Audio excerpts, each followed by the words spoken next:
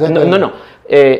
Para mí el infierno es el lugar donde van las almas en el momento de que mueren, que el infierno está en el corazón de la tierra. Las personas van a permanecer allí hasta que se llegue el juicio final que nosotros encontramos en Apocalipsis, capítulo 20 del versículo... Para estar claro en eso, o sea que cuando la persona muere, mientras viene el juicio final, esa persona... Está en el infierno. Pero ese infierno significa que el cuerpo está muerto. En la tumba y el alma está en el infierno. Es donde estaba el hombre rico. Entonces nosotros creemos de que del infierno las personas van a salir cuando se llegue el juicio final. Pero entonces no es eterno. No, porque van a ser lanzados al lago de fuego. El infierno es una cosa y el lago de fuego que encontramos en Apocalipsis es una cosa muy distinta. Entonces usted también cree en el purgatorio. Porque usted cree que existe algo antes del juicio final, donde la gente va a ir. Es el infierno el que existe para nosotros. Usted es lo el llama infierno, no te llama sí. purgatorio. Ajá. Ya entendí, entonces usted también cree en el purgatorio, solamente que le pone otro nombre. En la Biblia le llama el Hades, y cuando traducimos el Hades en la Biblia es traducido como infierno. Entonces no tenemos entonces nada sería que el discutir. infierno. Entonces no tenemos nada que discutir. ¿Cómo porque, no? Porque para nosotros, ¿Cómo no? No, porque mire, para nosotros, y aquí está creo la confusión que usted tiene, para nosotros existe el infierno como algo que es eterno y de ahí no sale. Sí, y existe, yo entiendo. Y existe el purgatorio, donde es algo parecido al infierno, pero que de ahí sí se sale. Sí. Y usted me está hablando de algo infierno que de ahí se sale. Entonces a eso nosotros llamamos purgatorio. Sí, pero se sale de diferente manera. Y lo que nosotros llamamos infierno, entonces usted lo llama el juicio final o castigo eterno, no sé cómo lo llame. Sí, y entonces lo que quisiera es que diferenciemos. Entonces estamos claros, lo único que, lo que cambia son las palabras, pero el contenido es el mismo. Pero vamos a descifrarlos para que aclaremos esta cosa, a qué se refiere, porque pareciera que es lo mismo en cierto sentido, pero no es lo mismo. Todo pecado es de muerte, lleva a la muerte. Sí. Listo. Ahora segunda pregunta. ¿Hay pecado que no es de muerte? Sí, hay pecado que no es de muerte. Entonces no todos los pecados son de muerte. Sí, es que de nuevo... A ver, ¿cómo entiendo? ¿Todos los pecados de muerte? Déjeme perdón. ¿Todos los pecados de muerte? Pero le voy a explicar. Usted me quiere explicar. Usted me explica porque la gente tiene que estar clara. Sí, pero si yo no le explico, usted no me va a poder entender. Le voy a dar chance. Usted me quiere meter en su cajón y no funciona de esa manera. Le voy a dar chance para que usted me responda. Pregunta, y usted escucha. Explico y me pregunta. ¿Todo pecado es de muerte? Voy a explicarle y me pregunta. Ahorita usted me quiere meter en su cajón. No, yo lo que quiero es que la gente quede clara. Déjeme explicarle el pasaje. Es lo que dice la Biblia. Mire, yo le voy a explicar su pasaje. Lo que usted diga, lo que yo diga, lo que yo diga, nos tienes en cuidado. A la gente también. Lo que diga la Biblia. Lo que vamos a cuadrar según lo que dice la Biblia. Todo pecado es de muerte. Al final todo el pecado lo va a llevar a la condenación si no se arrepiente. La pregunta, ¿todo pecado es de muerte? Sí, todo pecado es de muerte. Segunda pregunta. ¿Hay pecado que no es de muerte? Sí, cuando no ha negado la fe. Entonces no todo pecado es de muerte. Padre, le damos gracias, Señor, en esta tarde por la oportunidad que nos regala de estar en este lugar para poder compartir, Señor, como hermanos. Le pido que sea su Espíritu Santo con cada uno de nosotros y también aquellas personas que nos están viendo por las redes sociales, los que también estarán viendo la transmisión más tarde. Le pedimos, Señor, que su Espíritu Santo sea llegando al corazón, a la mente de cada uno de ellos, Padre bendito. Le doy gracias por esta bella oportunidad que ha sido tan esperada, Dios amado. En el nombre de Jesús, muchas gracias. Amén y amén. Así que quiero aclarar, ¿verdad?, de que este no es un debate, sino que es un diálogo entre dos amigos que nos apreciamos mucho. Esto es algo, como decía hace un rato, que lo podíamos haber hecho en privado, pero tomamos la decisión de hacerlo en público para que sea de edificación para las personas que nos están viendo. Mi nombre es Samuel Chavarría y soy cristiano evangélico reformado. Soy salvadoreño, pero vivo en Maryland, Estados Unidos. Me congrego en Iglesia Cristiana Canaán. Mi pastor es René William Melara y soy un miembro común y hago trabajo misionero. Estoy aquí por mi propia cuenta, no de parte de la iglesia, nadie me ha mandado, sino que es algo que yo he querido hacer. Soy padre de 3 hijos, Saraí, Jonathan y Amy, y también quiero aprovechar la oportunidad para mandar un saludo a mi esposa que está allá en Maryland, sin duda nos está viendo. También quiero saludar a mi primo Oscar, hasta allá San Jerónimo, El Salvador, que sé que nos está viendo también. Y mis otros primos. Y también un saludo a mi tía Orbe por haberme prestado a mi tío Fito para que viniera acá, ¿verdad?, en calidad de árbitro. Solo que le debemos el pito porque no hallamos. Pero eso es lo bueno, anda la tarjetita ahí. Sí, sí. Con el catolicismo romano nosotros compartimos 1500 años de historia. Estamos 100% de acuerdo con las doctrinas que existieron hasta el siglo V. Estamos de acuerdo con los primeros concilios, el concilio de Jerusalén, que lo encontramos en Hechos capítulo 15. Estamos de acuerdo con el concilio de Nicea y el credo niceano que nos dejó San Atanasio de Antioquía. También estamos de acuerdo con el concilio de Constantinopla 381, con el de Éfeso 431 y con Calcedonia en el 451, pero de ahí para adelante las cosas empezaron a salirse del carril y pues sé que empezaron ya conflictos con los ortodoxos griegos. Creo que el cisma que se dio en el 1054 estuvo a punto de darse en el siglo VI, pero se logró detener. Pero para el 1054 pues ya fue imposible impedirlo por el pleito de poderes. También quiero aclarar que la palabra católico, como se ha dicho muchas veces, que no aparece en la Biblia, pero nosotros sabemos que el mensaje del Evangelio es católico porque es un mensaje universal. La palabra católico aparece por primerita vez en una de las 7 cartas que San Ignacio de Antioquía escribió en el año 110. Él escribió 7 cartas y entre esas cartas iba la carta para la iglesia de Esmirna, en la cual él utilizó la palabra católico por primera vez en referencia al mensaje del Evangelio, porque cuando la iglesia empezó para el primer siglo, empezaron también las falsas enseñanzas, ¿verdad?, los falsos maestros, y los gnósticos decían de que el Evangelio era únicamente para cierto grupo de personas específicas, que no era para todos. Entonces San Ignacio de Antioquía se vio en la necesidad de tener que escribirle a la iglesia de Esmirna y aclararle que el mensaje del Evangelio es universal, que es para todas las personas, basado en lo que dice Marcos capítulo 16, versículo 15, Mateo 28, 19. Así que la palabra católico tiene que ver con la catolicidad del mensaje que predicamos, ¿verdad? Que Jesucristo dijo que por tanto fuéramos y hiciéramos discípulos a todas las naciones, bautizándolos en el nombre del Padre, del Hijo y del Espíritu Santo. Así que no es una referencia a la institución a la que nosotros pertenecemos, pero sí al mensaje que nosotros predicamos. También quiero aprovechar para darle la gracias públicamente a señor Luis Toro por su gran amabilidad y su gran gentileza que me ha demostrado durante estos 8 meses que hemos estado en comunicación.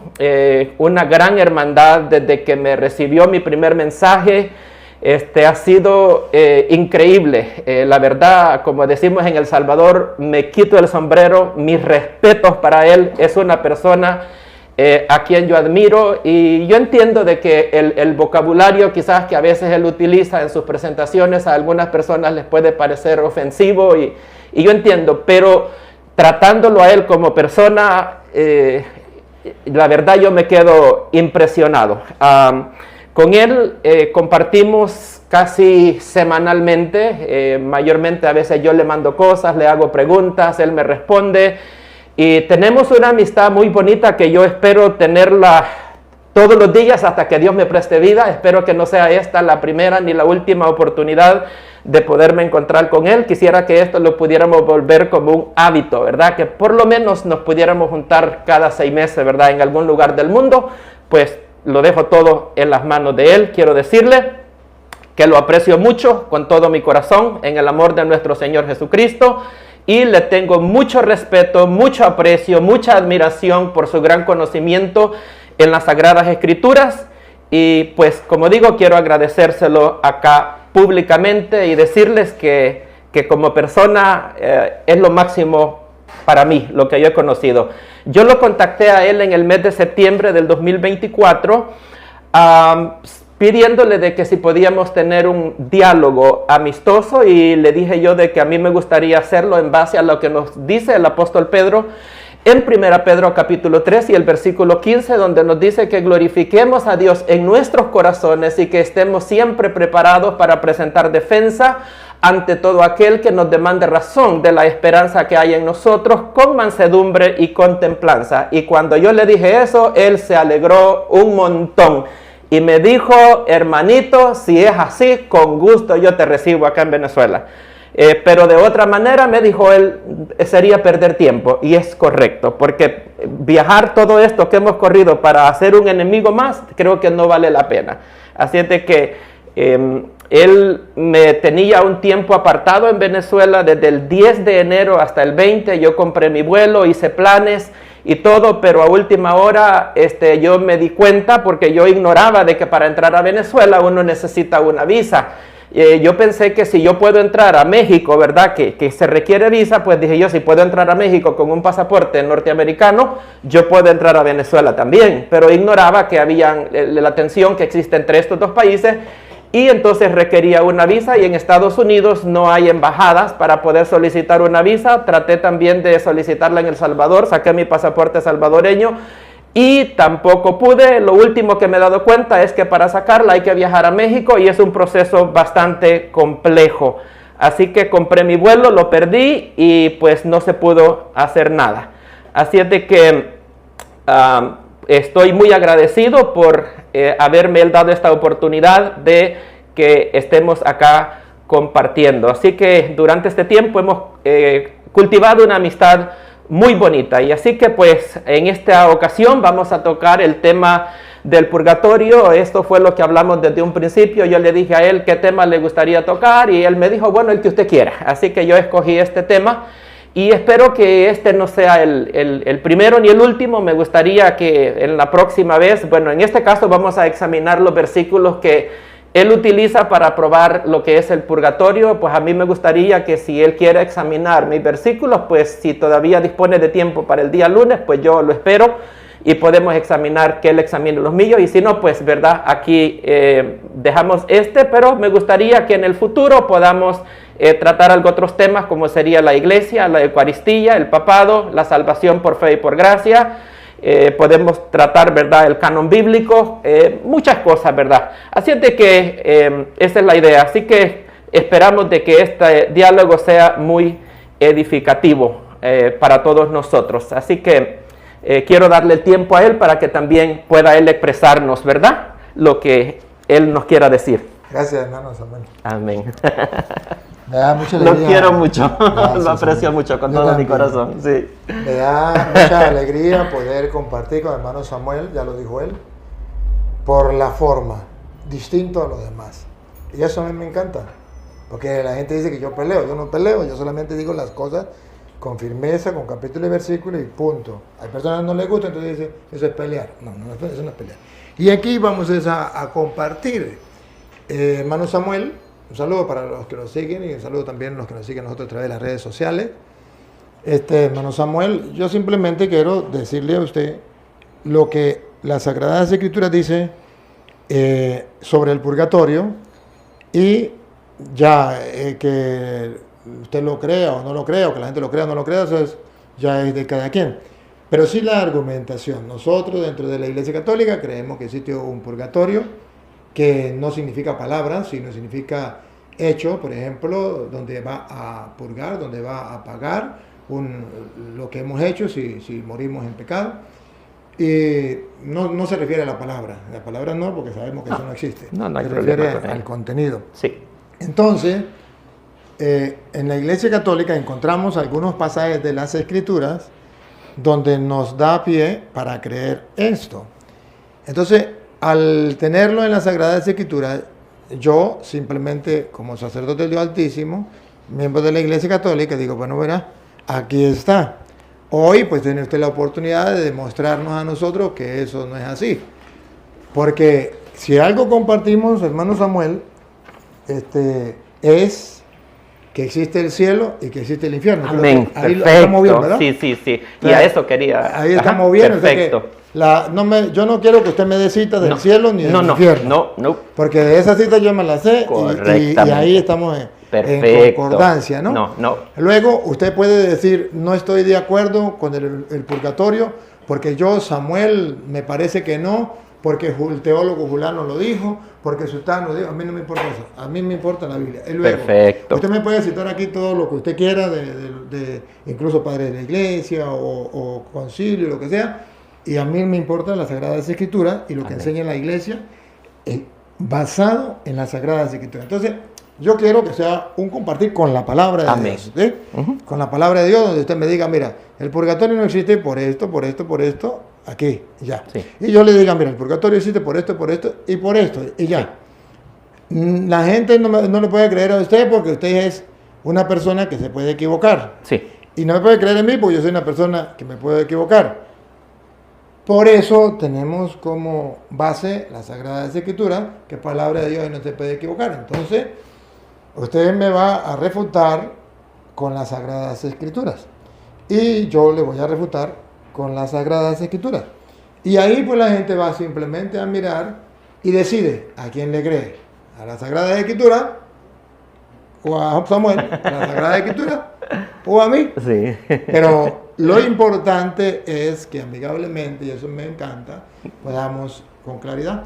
Tratemos de hacerlo lo más pronto posible por cuestiones de tiempo, Samuel. Sí, correcto. Entonces, podríamos aclarar entonces que él no me va a hablar de donde hable del purgatorio, del infierno y del cielo. Que hay muchas citas que hablan del infierno y del cielo. Me va a hablar donde diga que no existe el purgatorio o demuestre que no existe el purgatorio.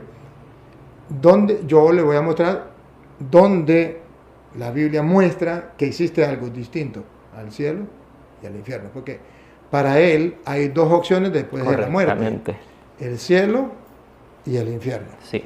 Para nosotros, la Iglesia Católica, nos encontramos una cita donde nos muestra que después de muerto no solamente existe el cielo y el infierno, sino que hay una tercera opción, que es la que él no acepta, que nosotros llamamos purgatorio, puede poner el nombre que sea. Y yo le voy a mostrar con la Biblia que esa tercera opción existe. Ya Samuel dirá, bueno, ahí dice eso, pero yo no lo creo. Bueno, ese es su problema. Pero ¿está en la Biblia? Sí, está en la Biblia. Entonces, no sé, me permite, pues habla usted. Vaya, si gusta, me gustaría darle mi postura sobre, para que usted conozca mi base. Bíblicamente. Sí, mi base. Yo creo en el cielo como un lugar físico, como también en el infierno como un lugar físico en el corazón de la tierra donde estaba el hombre rico. Creo que el infierno es un lugar de castigo temporal donde van los condenados, como cuando una persona la arrestan y la meten a una prisión mientras recibe su sentencia final, la cual irá a pagar a una cárcel de máxima seguridad. Yo creo de que la palabra Seol, que es el hebreo para el infierno, y Hades o Gehenna en el griego para también el infierno, que es el lugar donde van las personas que son condenadas. Creo de que hay un juicio en el momento de que nosotros morimos, de acuerdo a Hebreos capítulo 9 y el versículo 27, y es allí donde Dios decide si nos toca el cielo y el infierno, que son los dos lugares que yo creo que solamente existen, dependiendo si hemos aceptado el plan de salvación que Dios nos ofrece a través de la obra redentora y expiatoria que Cristo Jesús completó en la cruz del Calvario. En el tribunal creo también que hay un tribunal de Cristo donde el apóstol Pablo menciona en 2 Corintios capítulo 5 y el versículo 10 dice que es necesario que todos comparezcamos ante el tribunal de Cristo para que cada uno de nosotros reciba su pago de acuerdo a lo que hizo mientras estaba en el cuerpo, sea bueno o sea malo, y creo que ese tribunal de Cristo está explicado en el capítulo 3 de 1 Corintios. También creo de que existe otro juicio que se llama el juicio de las naciones, está en Mateo 25, donde habla de las ovejas y los cabritos. Se va a dar antes de que entremos al milenio. Así que no creo que hay un purgatorio. Creo de que fue el Papa Gregorio Magno en el 593 que lo inventó, influenciado por un filósofo griego, pero nos vamos a reservar para no salirnos de los versículos. Así que él creí, voy a eliminar esa parte, ya que pues de verdad no vamos a entrar en esos detalles, pero por el momento quiero preguntarle si tiene alguna objeción hasta ahí en cuanto a lo que he dicho, para que pueda usted expresar. Es una pregunta. Sí. Entonces, para usted, ¿el infierno es eterno o no es eterno? Sí, para mí el infierno es eterno, correctamente. O sea, No. Para mí el infierno es el lugar donde van las almas en el momento de que mueren, que el infierno está en el corazón de la tierra. Las personas van a permanecer allí hasta que se llegue el juicio final que nosotros encontramos en Apocalipsis, capítulo 20 del versículo... Para estar claro en eso, o sea que cuando la persona muere, mientras viene el juicio final, esa persona... Está en el infierno. Pero ese infierno significa que el cuerpo está... muerto. En la tumba y el alma está en el infierno. Es donde estaba el hombre rico. Entonces nosotros creemos de que del infierno las personas van a salir cuando se llegue el juicio final. Pero entonces no es eterno. No, porque van a ser lanzados al lago de fuego. El infierno es una cosa y el lago de fuego que encontramos en Apocalipsis es una cosa muy distinta. Entonces usted también cree en el purgatorio.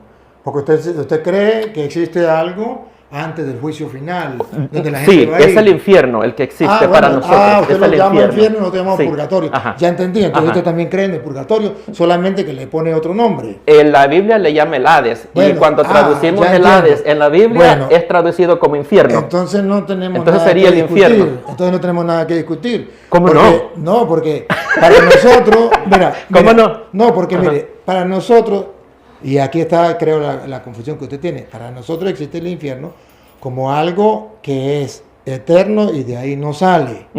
Sí, y existe, yo entiendo. Y existe el purgatorio, donde es algo parecido al infierno, pero que de ahí sí se sale. Sí. Y usted me está hablando de algo infierno que de ahí se sale. Entonces a eso nosotros llamamos purgatorio. Sí, pero se sale de diferente manera. Y lo que nosotros llamamos infierno, entonces usted lo llama el juicio final o castigo eterno, no sé cómo lo llame. Sí, y entonces lo que quisiera es que diferenciemos. Entonces estamos claros, lo único que, lo que cambia son las palabras, pero el contenido es el mismo. Pero vamos a descifrarlos para que aclaremos esta cosa, a qué se refiere, porque pareciera que es lo mismo en cierto sentido, pero no es lo mismo en el final del día. Entonces, cuando la persona muere, nosotros creemos que todos los condenados van para el infierno. Ustedes creen que los que van para el purgatorio son los que, de acuerdo al numeral 1030 del Catecismo de la Iglesia Católica, son aquellos que mueren en la amistad y en la gracia de Dios, pero imperfectamente purificados. Y dice que después de la muerte es necesario que tienen que sufrir una purificación para que puedan recibir la santidad necesaria para poder entrar al cielo. Entonces, las personas que de acuerdo a usted van para el purgatorio son personas que están en gracia de Dios y han cometido simplemente pecados veniales. Entonces, pero nosotros creemos que los que van para el infierno son los que van condenados eternamente. Ellos van a salir del infierno para el juicio final en Apocalipsis capítulo 20, versículo 11 al versículo 15, y dice de que el Hades, como le leí hace un ratito, en el griego, ¿verdad? Es la palabra misma para el infierno, la Gehenna. El Seol es el mismo. Entonces, estas personas van a ser resucitados en el día del juicio final. Él dice, le voy a leer Apocalipsis 20, no tenía la cita ahí, pero se lo voy a leer. Vamos a ir primero para que aclaremos eso. Vamos a ir a leer lo que pasó en Lucas 16, ¿verdad? Dice que el hombre rico alzó sus ojos en el Hades, ¿verdad? Entonces vamos a ir a Apocalipsis capítulo 20 para que veamos de que el Hades va a entregar a los muertos que estaban en él en el día del juicio final. Entonces, para que sean juzgados, y el que no se halló inscrito en el libro de la vida fue lanzado al lago de fuego. Entonces, eso es lo que quiero que nosotros podamos entender la diferencia. Ya. Cuando vamos... Ahora, ya entendí, porque es lo mismo que enseña la Iglesia Católica. O sea, la Iglesia Católica enseña lo mismo. Hasta ahí vamos bien. Sí, vamos bien. Porque la cuestión es que la Iglesia Católica también dice que la gente que está en el infierno, ¿verdad? Como usted lo quiera llamar, correcto. Esa persona también en el juicio final va a la tierra, como usted lo dice, el Apocalipsis. Pero todos van a salir al mismo tiempo, no es como en el catolicismo. Van a ser juzgados. Sí, pero no es como en el purgatorio, que en el purgatorio una persona va por tiempo corto, ¿verdad? A lo mejor van por 100 años, 200. Ahora, la cuestión es esta. Yo noto, a mi modo usted me va a aclarar. Sí.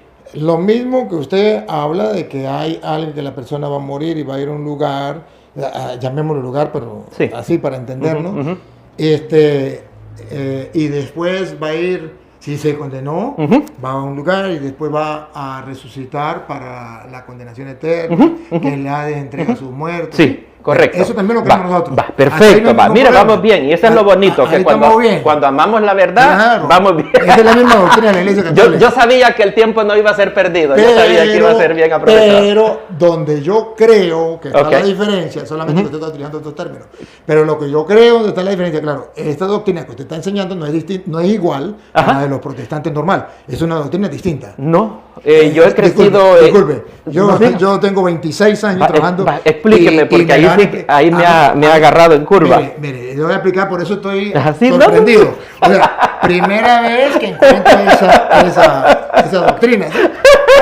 Primera vez, porque yo tengo 26 años trabajando con protestantes. ¿Y cuál es la doctrina protestante? La doctrina protestante es, muerto el perro, se acabó la sarna. No, esos son los testigos de Jehová. No nosotros. Yo vamos un momentico. No su iglesia. No su congregación, ojo. No. Estoy hablando de otros cristianos evangélicos, porque no sé cuáles. Dentro de ellos también están los testigos de Jehová. Pero ellos sí son los que dicen eso. Claro. Sí, ellos enseñan eso. Pero la mayoría, no todos, porque ya veo que no todos. Y por eso es que quería... Y por eso estoy yo. Por eso quería yo esta conversación, porque sabía que esos conceptos no estaban correctos. No, claro. Entonces, ¿qué pasa? Que usted a la lechosa la llama papaya. Entonces estamos diciendo, no, que eso es papaya, no, que eso es lechosa. Estamos hablando del mismo término. Esa es la doctrina de la Iglesia Católica. Ajá. En los hermanos separados, la mayoría dice que la persona cuando muere se acabó. Entonces cuando venga Cristo va a resucitar tanto el cuerpo como el alma, porque el alma no existe. El alma muere con el cuerpo. Sí. Y que los que más se aferran a eso son los testigos de Jehová, que son los que toman eso como tal. Pero los otros también enseñan lo que yo, al menos que yo he debatido, me han enseñado eso. Y entonces, pues, vaya, le voy a dar algunos... Ahora, perdón. Discúlpeme, ahora para no alargarnos por el tiempo. Sí. Vamos a lo nuestro. Donde yo veo, entonces, y usted me corrige si es así, donde yo veo su preocupación es porque nosotros decimos que el purgatorio es un lugar donde vamos a pagar lo que hemos hecho para poder ir al cielo, y distinto al cielo y distinto al lugar de castigo eterno donde nadie puede salir. Entonces nosotros existe un cielo que es eterno, donde vamos a gozar, y existe un infierno donde es eterno, donde va a sufrir la condenación eterna. Nosotros miramos en la Sagrada Escritura que hay otra opción, que es donde usted va a pagar lo malo que ha hecho, que no pudo ser purificado, como usted mismo le decía, que muere en gracia de Dios, pero no completamente purificado. Sí, eso dice el catecismo, no lo digo yo. Yo solo le cité lo que dice el numeral 1030 del... Lo que usted citó del catecismo. Entonces, esto es lo que yo quiero mostrarle, y entonces ahí creo que está la diferencia, va a estar la diferencia, ¿sí? Me gustaría... Para usted o para su iglesia, o sea, no existe ese lugar. No existe ese lugar. Me gustaría terminar de leerle lo que quería para que procedamos. El juicio del gran trono blanco, para nosotros el juicio final, se le llama final porque hay muchos juicios a través de la historia. Podemos relatar un montón. Por ejemplo, tenemos el juicio del que habla Pablo de 2 Corintios 5:10, donde dice que es necesario que todos comparezcamos ante el tribunal de Cristo. Y tenemos también el juicio de las naciones en Mateo 25, que es antes de entrar al milenio. Se le llama el juicio final porque es el último de todos. Ya aquí no hay más. Okay. Entonces voy a leerle lo que dice Apocalipsis 20:11 al 15. Dice: y vi un gran trono blanco y al que estaba sentado en él, delante del cual huyeron la tierra y el cielo, y ningún lugar se encontró para ellos. Y los muertos, grandes y pequeños, de pie ante Dios, y los libros fueron abiertos, y otro libro fue abierto, el cual es el libro de la vida. Y fueron juzgados los muertos por las cosas que estaban escritas en ellos. Según las obras, el mar entregó los muertos que habían en él, personas que murieron en el mar y nunca las encontraron. El mar los va a regresar para que sean juzgados. Dice de que y la muerte, el sepulcro, y el Hades, que es el infierno, entregaron a los muertos que habían en ellos y fueron juzgados cada uno según sus obras. Es necesario que resuciten porque la persona tiene que presentarse delante de Dios con el cuerpo mismo que cometió el delito, entonces para que sea juzgado perfectamente. Entonces dice, y la muerte y el Hades fueron lanzados al lago de fuego. Entonces en este caso estaríamos hablando de que los muertos salen, son juzgados, y el infierno, en este caso, si fuera el purgatorio, pues el mismo purgatorio va a ser lanzado al lago de fuego, que a este lago de fuego se le llama la muerte segunda. Al infierno nunca se le llama la muerte segunda en la Biblia.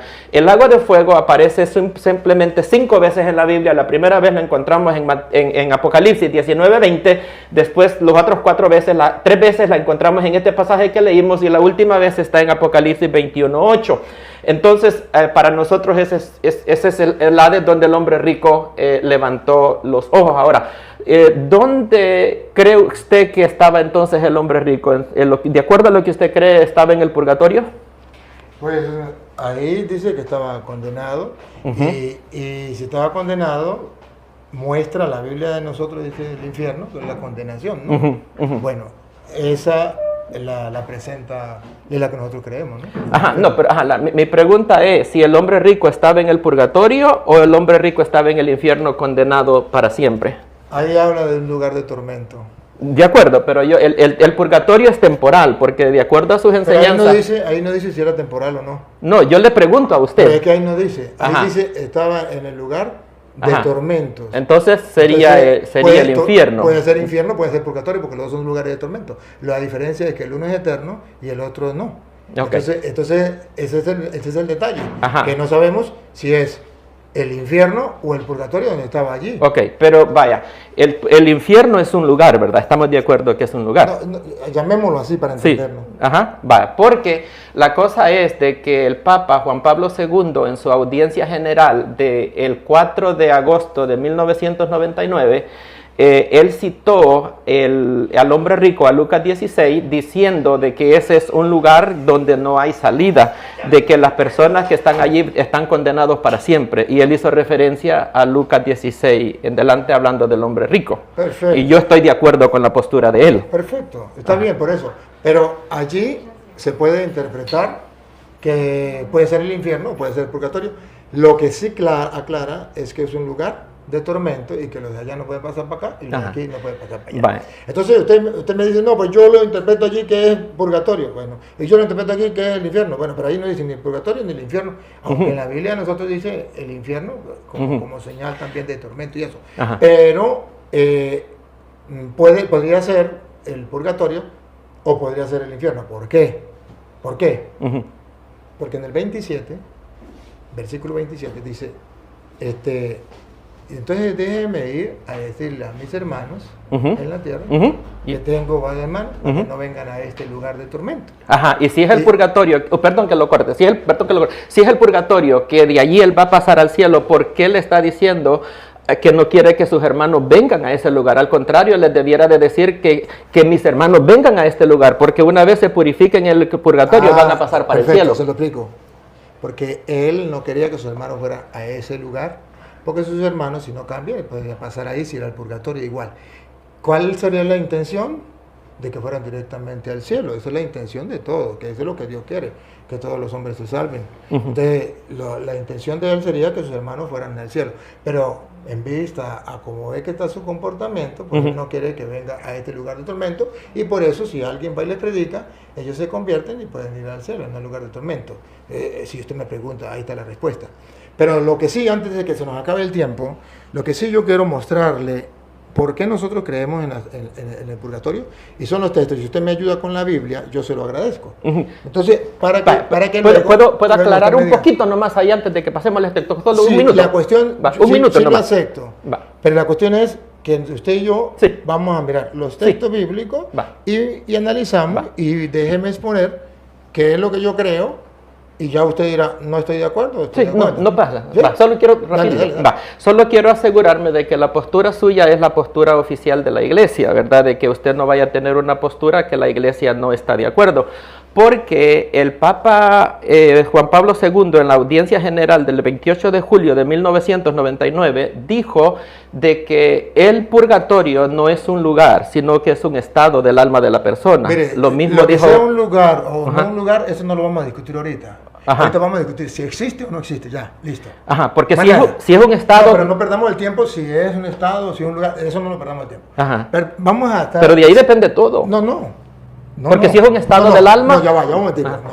No me venga usted no se me vaya por... No, pero démosle los versículos, solo quería aclarar eso. No, eso no fue lo que vinimos a aclarar. No, está bien. Cuando usted me dijo a mí, que digamos, usted no me dijo si el purgatorio es un estado o no es un estado. Usted me dijo, vamos a hablar si el purgatorio existe o no existe. Sí. Esto fue lo que usted me dijo. Y démosle, Entonces yo me voy a reservar. Lo único que yo quiero es mostrarle a la gente que el purgatorio sí existe, punto. Que sea un estado, que no sea un estado, bueno, yo no sé si era estado Thatcher, estado Marino, bueno, yo no sé. Sí. Pero bueno, esto mando vamos a lo que yo quiero es comprobar si existe según la Biblia o no existe en la enseñanza de la iglesia, punto. Y que usted me diga, estoy de acuerdo o no estoy de acuerdo, eso es cuestión suya, ¿sí? Es que los últimos 3 papas dicen que no es un lugar, sino que es un estado. Pero es que volvemos, usted me quiere llevar a otro lugar del cual usted y yo no pusimos de acuerdo. No, démosle. Pusimos de acuerdo la existencia del purgatorio. Sí, eso sería solo era si su postura cosa. es ortodoxa con la iglesia o no. Eso era todo. Pero démosle, vamos a los versículos. Vamos con el primero. Yo quisiera que viéramos así el por qué. Ya usted puede buscarle su explicación, pero le doy la explicación desde la Iglesia Católica. Entiendo. Comenzamos la que usted me dijo, ¿verdad? Mateo 5:25. 25. Si me permite, la leo. Sí, yo se la leo, Ahorita veo. Mateo 5, 25 y 26, ¿verdad? Ajá. Ahorita.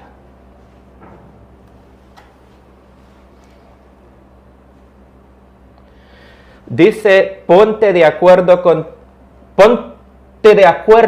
tu adversario pronto, entre tanto que estás en el camino, no sea que él... Discúlpeme. Si me permite, yo le voy a... Sí, perfecto. Mientras vamos de camino significa, mientras estamos aquí y vamos de paso, porque estamos en camino, hacia la otra vida, ¿sí? Está hablando del camino terrenal, porque en ese versículo... ¿El camino terrenal? Sí, en ese versículo... Sí, perfecto. Sí. Ya estamos claros, no perdamos más tiempo. Ajá, no está hablando de la otra vida, no hay nada en ese versículo que nos mande para el otro lado. Estamos hablando del camino de la vida. Aquí de la vida. Perfecto, hasta ahí vamos bien. Hasta ahí vamos bien. Va. No sea que el adversario te entregue al juez. Aquí entonces ya sabemos que vamos al juicio. No, sigue terrenal. Ya va, perdón. Si usted me muestra un poquito más atrás, si quiere leamos un poquito más atrás. Al 23 vámonos. Claro, vámonos de atrás, porque Jesucristo está hablando de algo concreto. Vámonos al 23, porque para mí el contexto de para eso usted, empieza con el 23. Pero para la Biblia. Correcto, no hay problema. Dice, por tanto, si traes tu ofrenda al altar y allí te acuerdas de que tu hermano tiene algo contra ti, deja allí tu ofrenda delante del altar y anda y reconcíliate primero con tu hermano. Detente ahí. Si vas ante el altar. A la iglesia. ¿El altar de quién es? ¿A quién representa? Al altar de la iglesia. ¿De quién representa? ¿El terrenal? ¿Terrenal representa? Es de Dios. Ajá. De Dios. Pero estamos hablando de un caso literal. Perdón. Aquí las Sagradas Escrituras traen detrás un trasfondo teológico, que es el que yo quiero que usted vea. Aquí cuando vas al altar del Señor, significa cuando vas a llevarle a Dios su ofrenda, sus oraciones. ¿Me capta? Sí. Entonces, aceptado. Lo está poniendo como simbólico el altar, para representar a Dios que va a recibir tus intenciones. Cuando vaya al templo, ¿verdad? Pero esto, diríamos, terrenamente, cuando vaya al templo, que significa la parte humana, simbólica. Pero la parte teológica representa que hay un Dios que va a escuchar tus súplicas, que va a ser tu juez. Y ese Dios está escuchando su súplica, pero si tú vas humanamente al altar y llevas algo contra tu hermano, el juez no lo va a aceptar. Y el juez le está mandando que vaya, primero reconcíliate con tu hermano. ¿Estamos claros? Entonces, vemos que hay una, lo literal, que es aquí en la tierra, y lo figurativo o teológico, que es allá en el cielo, porque Dios está en el cielo, representado en el altar. Muy bien. Entonces ahora sí vuelvo a leer. Ok.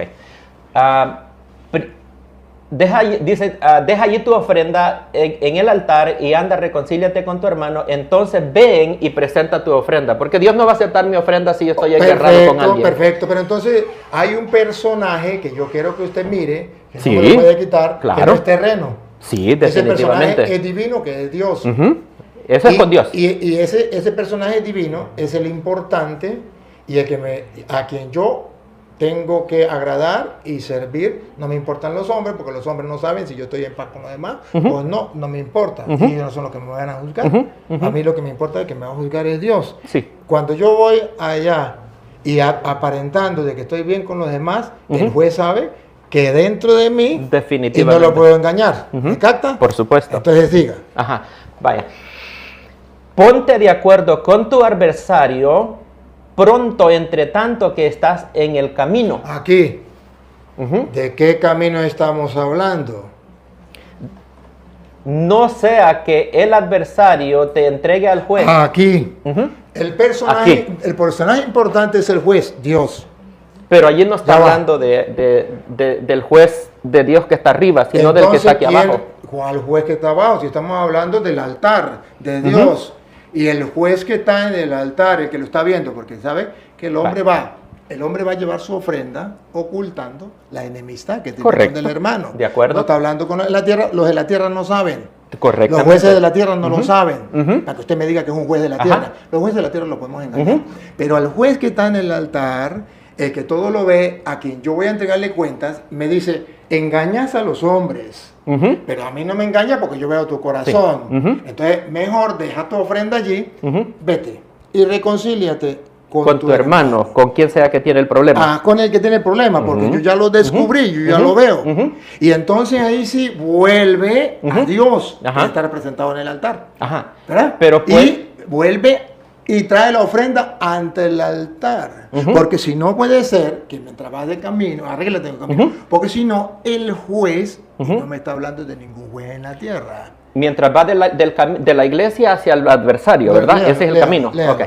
Dice, en el camino no sea que el adversario te entregue al juez, la persona con quien tengo el problema. ¿Será que esa persona me puede presentar, apresarme y llevarme delante de Dios? Porque en el tiempo de que se escribió esto, eso era posible. El imperio romano gobernaba y ellos permitían de que las personas pudieran arrestar a su adversario y presentárselo al juez, que es el punto que está tocando acá. Pregunto, ¿y esto no trae una razón teológica detrás? La razón teológica es que si yo voy al templo a orarle al Señor y tengo un problema con mi hermano, Dios no va a escuchar mi oración. Entonces yo tengo que ir a resolver con mi hermano cualquier disputa que yo tenga, y entonces dice que cuando yo haya arreglado con mi hermano, entonces yo puedo regresar al altar y Dios sí me va a escuchar. Ahora le quiero compartir algo. Cuando dice voy en camino, cuando va en el camino, entre la iglesia al punto donde está el adversario. Y ese camino del punto de la iglesia al altar. Al altar. Del altar al adversario. A ver, léalo otra vez. Dice, ponte de acuerdo con tu adversario, por tanto que estás con él en el camino, no sea que el adversario te entregue al juez y el juez al alguacil. Entonces, ¿será que mi adversario me puede presentar a mí delante de Dios físicamente? No, pero fíjese una cosa, cuando nosotros vamos ante Dios, no tenemos a la otra persona que ha sido herida, que está testigo de eso. Y cuando dice, no vaya a ser que tu adversario, porque dice, tiene una queja contra ti. Porque por eso aclaró. Tiene una queja contra ti. Ahora, esa queja, ¿contra quién era? Porque le debe algún dinero, no sabemos cuál problema. Teológicamente. Un problema entre ellos dos. Porque no estamos hablando de, mire, si fuera cuestiones de leyes, entonces estarían en los libres de leyes. Pero aquí está hablando de algo teológico, una enseñanza que detrás del perdón está hablando cómo Dios nos perdona a nosotros y cómo nosotros tenemos que perdonar a los demás. Entonces, aquí no está hablando de ningún juez terreno donde tenemos que ir. Aquí simplemente está diciendo que si yo voy en camino a Dios, al altar de Dios, pero tengo a alguien que tiene algo contra mí. Si quieres leerlo otra vez del 23, por ofrenda al altar. Y mire, por tanto, si traes tu ofrenda al altar, aquí el altar representa a Dios, a no ser que usted me diga que otra cosa. No, está bien. Y allí se acuerda de que tu hermano tiene algo contra ti. Sí. No ante los algo jueces. Sin resolver. No ante los jueces, no, entre ellos dos. ¿Se acuerda que hay algo contra ti? No me está hablando de ningún otro juez, sino del juez que está aquí, que lo vamos a encontrar. Porque dice, y te acuerdas de que tu hermano tiene algo contra ti. Va. Entonces no ante los jueces, porque los jueces no van a saber. No, pero lo pueden llevar. No, pero te acuerdas. ¿Te acuerdas? ¿Te acuerdas? Entonces va a llevar la ofrenda ante Dios. El juez, si usted que ve, es Dios. Porque si no, ¿para qué me dice que voy al altar de Dios? Entonces si fuera así, entonces sería decir, ¿qué diría la Biblia? Entonces la Biblia no diría nada de la ofrenda ante el altar de Dios. Consejo, usted arregle su situación con sus hermanos, o quieren ir a la cárcel, pero no tiene nada que ver con para qué la ofrenda, no me importa la ofrenda, porque no se refiere a Dios, se refiere a los seres humanos. Entonces, consejo, en vez de decir, cuando traigan la ofrenda ante el juez, ante Dios, y tiene algo contra tu hermano, deja la ofrenda allí. Entonces no diría eso, entonces diría, consejo, mira, si tú no quieres ir a la cárcel, humanamente hablando, no quiere que lo lleven al juez, humanamente hablando, pues no se trata de ofrenda. ¿Para qué ofrenda? De la ofrenda quitémosla. Vaya, reconcíliate con tu hermano, eso es lo más lógico, y eso lo hace cualquier persona, y eso lo he mandado. Entonces no tiene nada que ver con cuando traigan la ofrenda ante el altar de Dios, eso no me importa, porque ya sería la parte humana. Pero la parte teológica, que es lo que yo quiero que usted vea, si no la ve, me perdona y pasamos. No, pero... me perdona y pasamos. Pero yo lo que quiero que vea es que si fuera el juez solamente humanamente, entonces Jesucristo hubiese dicho, porque esto lo dijo Jesucristo, Jesucristo hubiese dicho, mira, les doy un consejo para que a ustedes les vaya bien en la vida, terrenamente, no tengan problemas con la justicia, no vayan a la cárcel, les doy un consejo, cuando tengan un problema con tu hermano, pues arréglale con tu hermano, para que no lo lleven al juez y no lo metan en la cárcel. ¡Listo! Sobraría la parte teológica. Cuando vayas ante el altar del Señor y recuerda que tiene algo contra tu hermano, y entonces tiene coherencia con lo demás. El Padre Nuestro, perdona nuestras ofensas como nosotros perdonamos a los que nos ofenden. Tiene coherencia con lo que dice, un juez tenía 2 deudores, le perdonó a este y este no quiso perdonar al otro. Tiene coherencia, porque no está hablando de los jueces de la tierra. Claro, yo respeto su opinión y de eso se trata. Pero lo que quiero es que la gente se dé cuenta que teológicamente hay un trasfondo donde nos habla del juez. Y le pongo 2 casos, que es el Padre Nuestro en Mateo 6 y que es el del encuentro con el juez, que allá de Mateo 18, 23, donde dice que un hombre tenía 2 deudores. Ya no estamos cambiando de tema, es Mateo 18, pero quisiera que terminemos este. Pero solamente es para... Ya estamos cambiando de tema. Sí, gracias. Pero solamente es para reforzar que no se refiere a un juez material, sino se refiere a Dios. Por tanto, si fuera juez material, usted simplemente encontraría algo sin referencia al altar de Dios. Punto. Ya sería simplemente cuando vayas a un juez, pues se reconcilia con tu hermano y ya y no hay ningún problema. Pero aquí está la razón teológica. Entonces yo determino darlo y le doy paso a usted, porque ya veo que ahí solamente nos vamos a quedar en que usted dice que es el juez terrenal y el juez celestial, pero la gente tiene capacidad de pensar y de análisis. Seguimos aquí. Vamos a seguir es lo mismo. Nos sigamos aquí porque solo quiero cerrar porque es que dejamos a medias esto.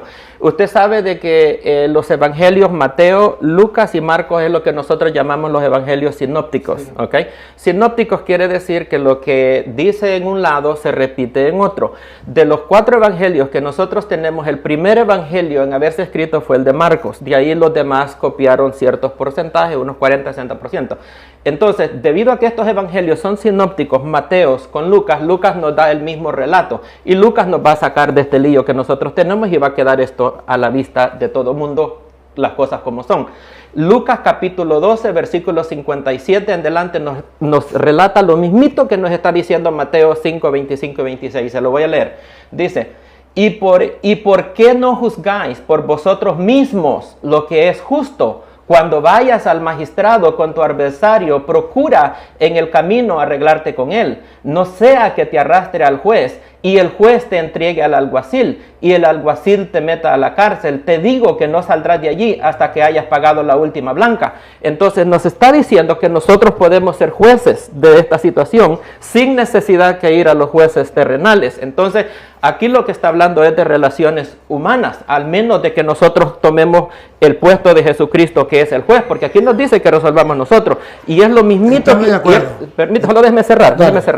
Y es lo mismito que usted va a encontrar en 1 Corintios capítulo 6, del versículo 1 hasta el versículo 6, donde el apóstol Pablo le dice a los corintios de que ellos deben de juzgar las cosas entre ellos mismos, que por qué tienen que ir delante de los jueces paganos y mundanos a dar mal testimonio, porque nosotros como cristianos predicamos un evangelio de amor, pero ¿qué hacemos nosotros peleándonos delante de un juez pagano? Que sería lo peor que podemos hacer nosotros para la causa de Cristo Jesús.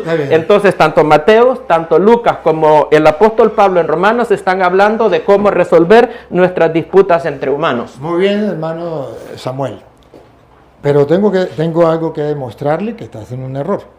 Cuando me habla de los sinópticos, cada uno, a pesar de que narra la misma vida de Jesucristo, cada uno tiene su diferencia. Si usted compara San Mateo capítulo 1, la genealogía de Jesucristo, con San Lucas capítulo 3, la genealogía de Jesucristo, a pesar de que los dos traen la genealogía, no son iguales. Y le voy a explicar por qué no son iguales. Perdone. María y José. Perdone. Pero es para mostrarle que, sin embargo, cada uno trae su enseñanza. Y si usted ve la bienaventuranza, la bienaventuranza de San Mateo, es distinta a la de San Marcos. La de San Mateo dice, dichosos los pobres de espíritu, porque de ellos el reino de los cielos. San Lucas dice, dichosos los pobres, no dice de espíritu. Sí. A pesar de que son sinópticos. Hay cosas en los sinópticos que cada uno se enfoca en, pero para entenderlo, si usted me mira a San Lucas, y San Lucas está poniendo esa comparación, entonces yo le leo el contexto, entonces no me lea el 23, léame el 21, porque desde el 21 aclaramos si está hablando aquí en la tierra o allá en el cielo con Dios. Déjame el 21, porque entonces aquí ya quedamos clarito, ya usted verá si lo cree o no lo cree, que cuando Jesús está hablando, no está hablando del juez, de que usted me habla de San Lucas. A pesar de que trae esta enseñanza, San Mateo aclara en el versículo 21. Por favor, me lo lea. No puedo seguir si no me lee el 21. Sí, porque el 21... Solo lo que usted dijo, genealogía de María, genealogía de José. No, perdón, léame el 21, porque en el 21 usted va a descubrir si es el juez de aquí o si es el juez de allá, de qué está hablando. Porque en el 21 está claro. 5:21. Voy a irme a leerlo todo desde el principio. Mateo 5.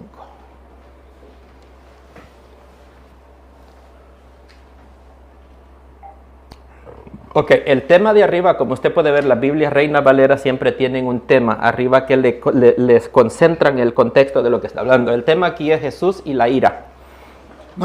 Perdón, usted no me entendió. Léame el versículo 21. Perdón. Sí. Oíste que fue dicho, a los antiguos no matarás, y cualquiera que matare será culpable de juicio. Pero yo os digo que cualquiera que se enoje contra su hermano será culpable de juicio. Perdón. ¿Ese juicio es aquí en la tierra? No, ese es ahí arriba. Entonces ya estamos claros. ¿Y quién es el juez? No, ese es Dios, definitivamente. Perfecto, sí. Ese es un contexto. Ese se llama, mire, el texto tiene un contexto. Sí, de acuerdo. Y si no miro el contexto, sería un pretexto. Correctamente. Y en eso estamos de acuerdo. Eso me gusta. Entonces estamos mirando quién es el que está sacando el pretexto. Dale. Porque a mí me gusta decirlo. Eso, vamos. Tiros al pecho. Sí, dale. Eso. Y eso fue lo que le dije yo aquel día, que quería tiros al pecho. Sí. Entonces, pero yo os digo que cualquiera que se enoja contra su hermano será culpable de juicio, y cualquiera que diga necio a su hermano será culpable ante el concilio, y cualquiera que diga fatuo quedará expuesto al infierno de fuego. Entonces, ¿quién es el juego? ¿Quién es el juez? Porque ya no está hablando terreno. No, es que este es otro contexto. No, es el mismo, pero... perfecto. Está relatando yo no voy a perder tiempo. Yo solamente quiero por eso le dije, yo hablo con usted siempre y cuando busquemos la verdad con sinceridad. Sí. Si usted me viene a decir a mí que este no es el contexto, usted verá que todo el capítulo, el versículo 21, viene diciendo que se dijo antes esto, pero yo les digo esto. Porque no comienza ahí, si vuestra justicia no es mayor a la de los escribas de fariseos, no podéis entrar al reino de los cielos. Versículo 20. Y después viene el 21. Y Jesús entonces está hablando, ¿cómo podemos entrar al reino de los cielos? Porque si usted lee desde el 20, si vuestra justicia no es superior a lo de los escribas y fariseos, no entrarán en el reino de los cielos. Entonces no es aquí de la tierra. Y sigue, y viene aclarando. Oíste el Antiguo Testamento, porque está hablando de la diferencia. Yo no vine a abolir la ley, sino a darle su plenitud, versículo 17. De acuerdo. Oíste que se fue dicho a los antiguos, Antiguo Testamento, antigua ley. No matarás. Y ese es un mandato de Dios, no de los hombres. Correcto. Y cualquiera que matara será culpable de juicio. Este juicio no será ante los hombres. No, ese no. Simplemente este juicio será culpable ante Dios. Correcto. Pero yo le digo que cualquiera que se enoje contra su hermano, eso es un pecado también, De acuerdo. será culpable de juicio. O sea que Dios será el juez y nos va a castigar si nosotros nos injuriamos con los hermanos. Y cualquiera que diga necio a su hermano será culpable. Entonces también es un juicio, otra manera de pecado, y será juicio ante Dios, y Dios será el juez ante el concilio. Sí. Y cualquiera que le diga fatuo, quedará expuesto al infierno de fuego. Sí. Todavía continúa, no ha terminado. Sí. Ahora, conclusión. Por tanto, es continuidad de lo primero. No está hablando del juicio aquí en la tierra. Si traes tu ofrenda ante el altar, entonces Dios, el altar está representando a Dios, que es el que nos va a juzgar. Y allí te acuerdas de que tu hermano tiene algo contra ti. Yo no puedo engañar al juez. Rechaza la oración. Deja allí tu ofrenda. El juez, Dios, me va a rechazar la ofrenda porque estoy en desobediencia de él. Sí. Delante del altar. Y anda, reconcíliate primero con tu hermano. Ya. Entonces Dios me dice que tengo que perdonar como Dios me perdona a mí para poder ganarme el cielo, porque si no voy a entrar al reino de los cielos. Y entonces ven y presenta tu ofrenda. Ya me reconcilié con mi hermano, le hice caso a Dios, ahora sí puedo ir a Dios, que es el juez, y ya estoy en paz con mi hermano, y ven y presenta tu ofrenda. No me está hablando ante los seres humanos. Ponte de acuerdo con tu adversario pronto, entre tanto que estás con él en el camino. Este camino es teológicamente el paso hacia el encuentro con el Señor. Usted me puede decir no, yo se lo respeto. De acuerdo. Pero le estoy diciendo porque yo lo creo, porque aquí está escrito.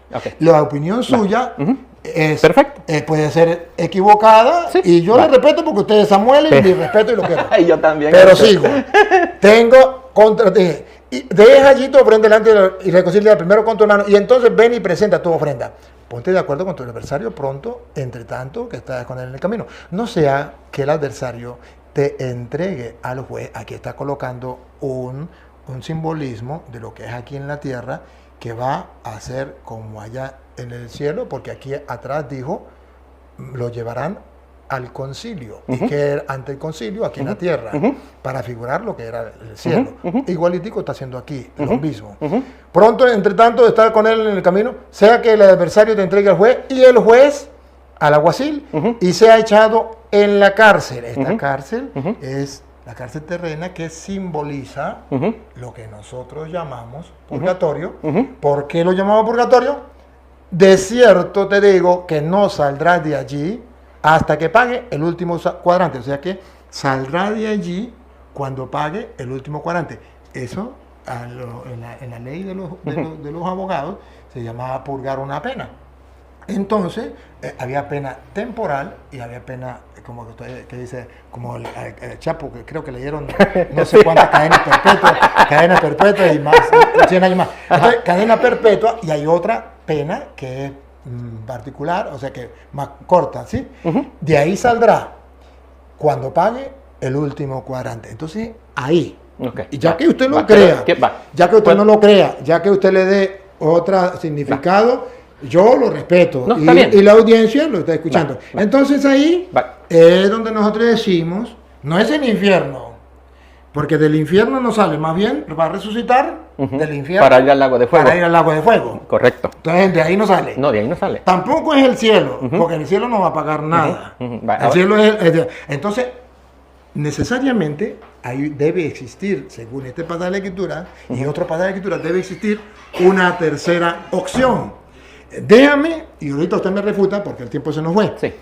Voy a la segunda. Pero quisiera responderle a lo que leyó.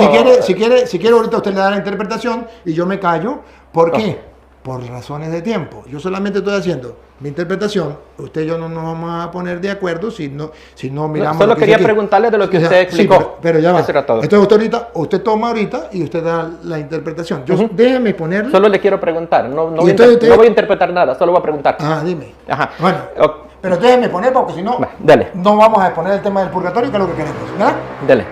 La segunda parte viene en Mateo, ahí mismo, Mateo 18, 23.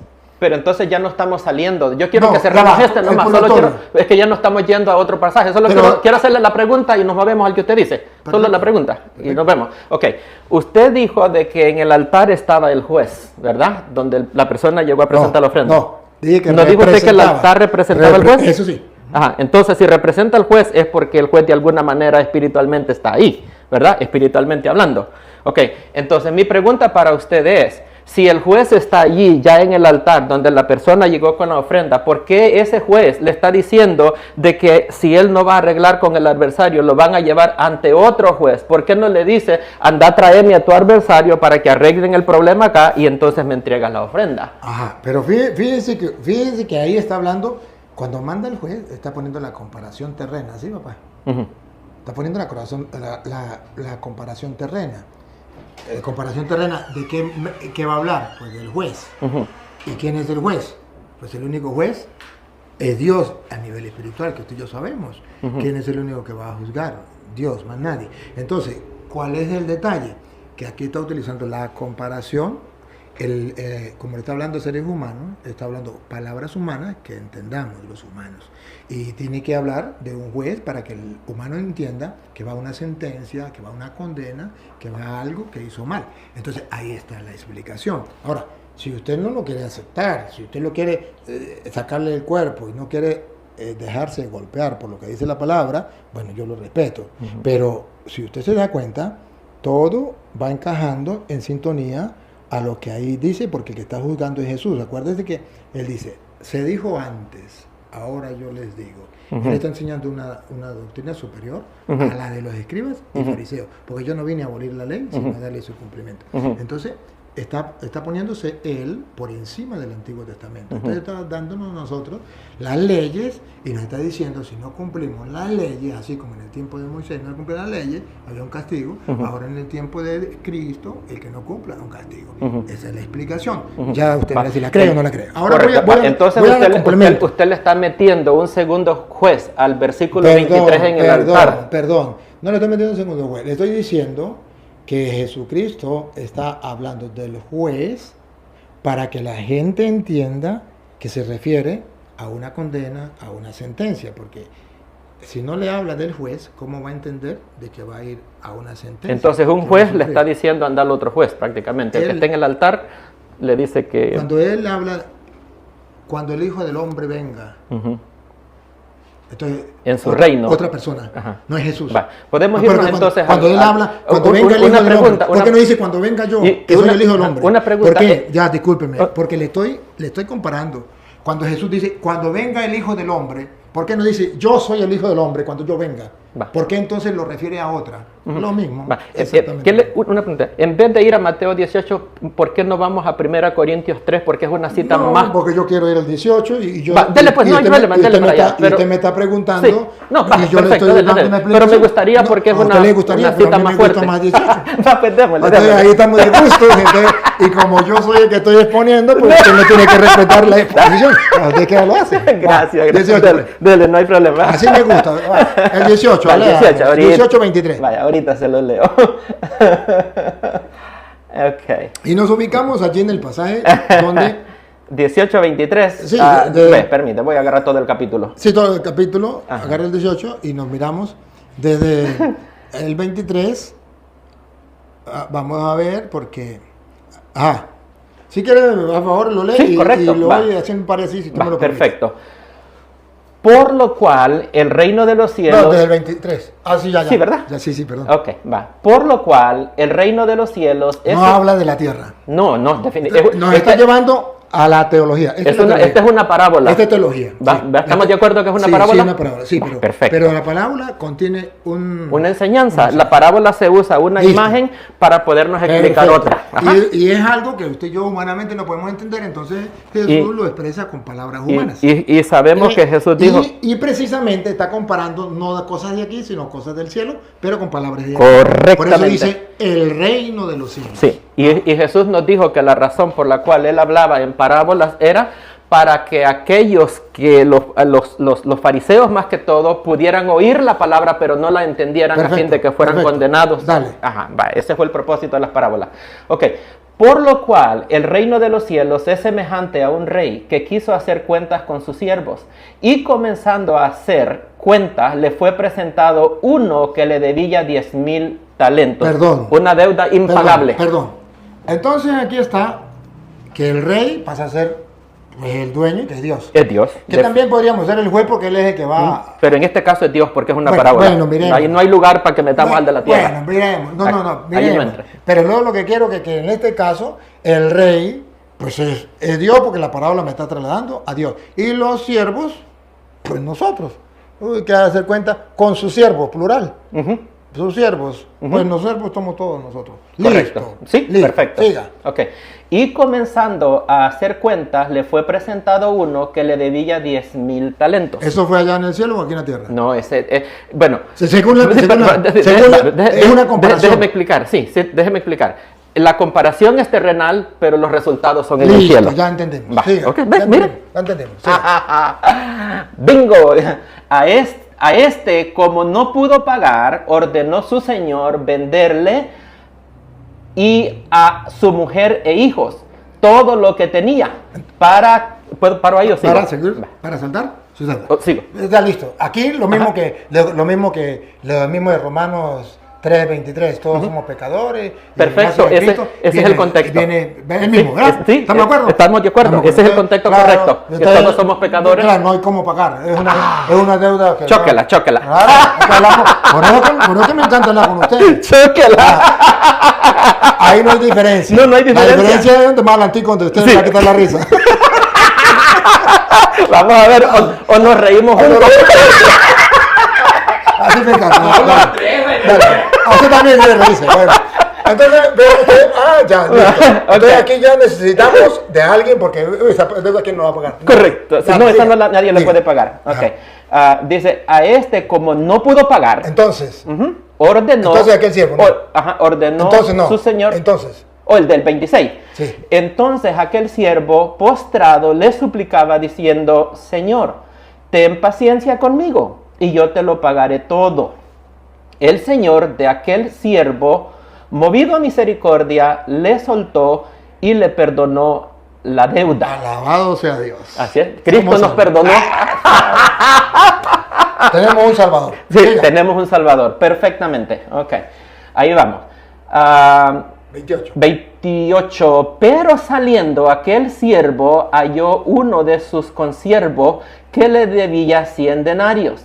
Y haciendo de él le ahogaba diciendo, págame lo que me debes. Entonces su consiervo postrándose a sus pies le rogaba diciendo, ten paciencia conmigo y yo te pagaré todo. Es la situación humana aquí en la tierra, lo que Sí, nosotros somos. perfecto, de acuerdo, vamos Sí. bien, vamos bien. Ajá.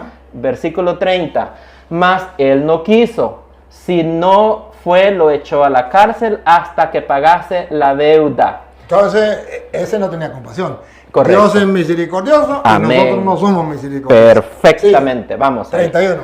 31. Viendo sus consiervos lo que pasaba, se entristecieron mucho y fueron y refirieron a su señor todo lo que había pasado. Aquí, discúlpeme, pero para hacer un paralelismo con aquel, no es que el Señor no lo sepa, ¿sí? No es que el Señor no lo sepa. Oh, sí, claro. Entonces, pero van al mismo Señor, al rey. No, es el mismo señor. Es el No, mismo perfecto. Señor. Sí, y estamos... ellos van, ¿no? Ellos Sí, van y le sí, dicen, no, sí. ajá, correcto, perfecto. Estamos de acuerdo, ¿no? De acuerdo, no, sí, vamos bien, Sí, pues vamos bien. porque en paralelismo con aquel Sí. que va, no sea que te lleven al juez. Correcto. ¿Quién lo va a llevar? ¿Quién lo va a llevar al juez?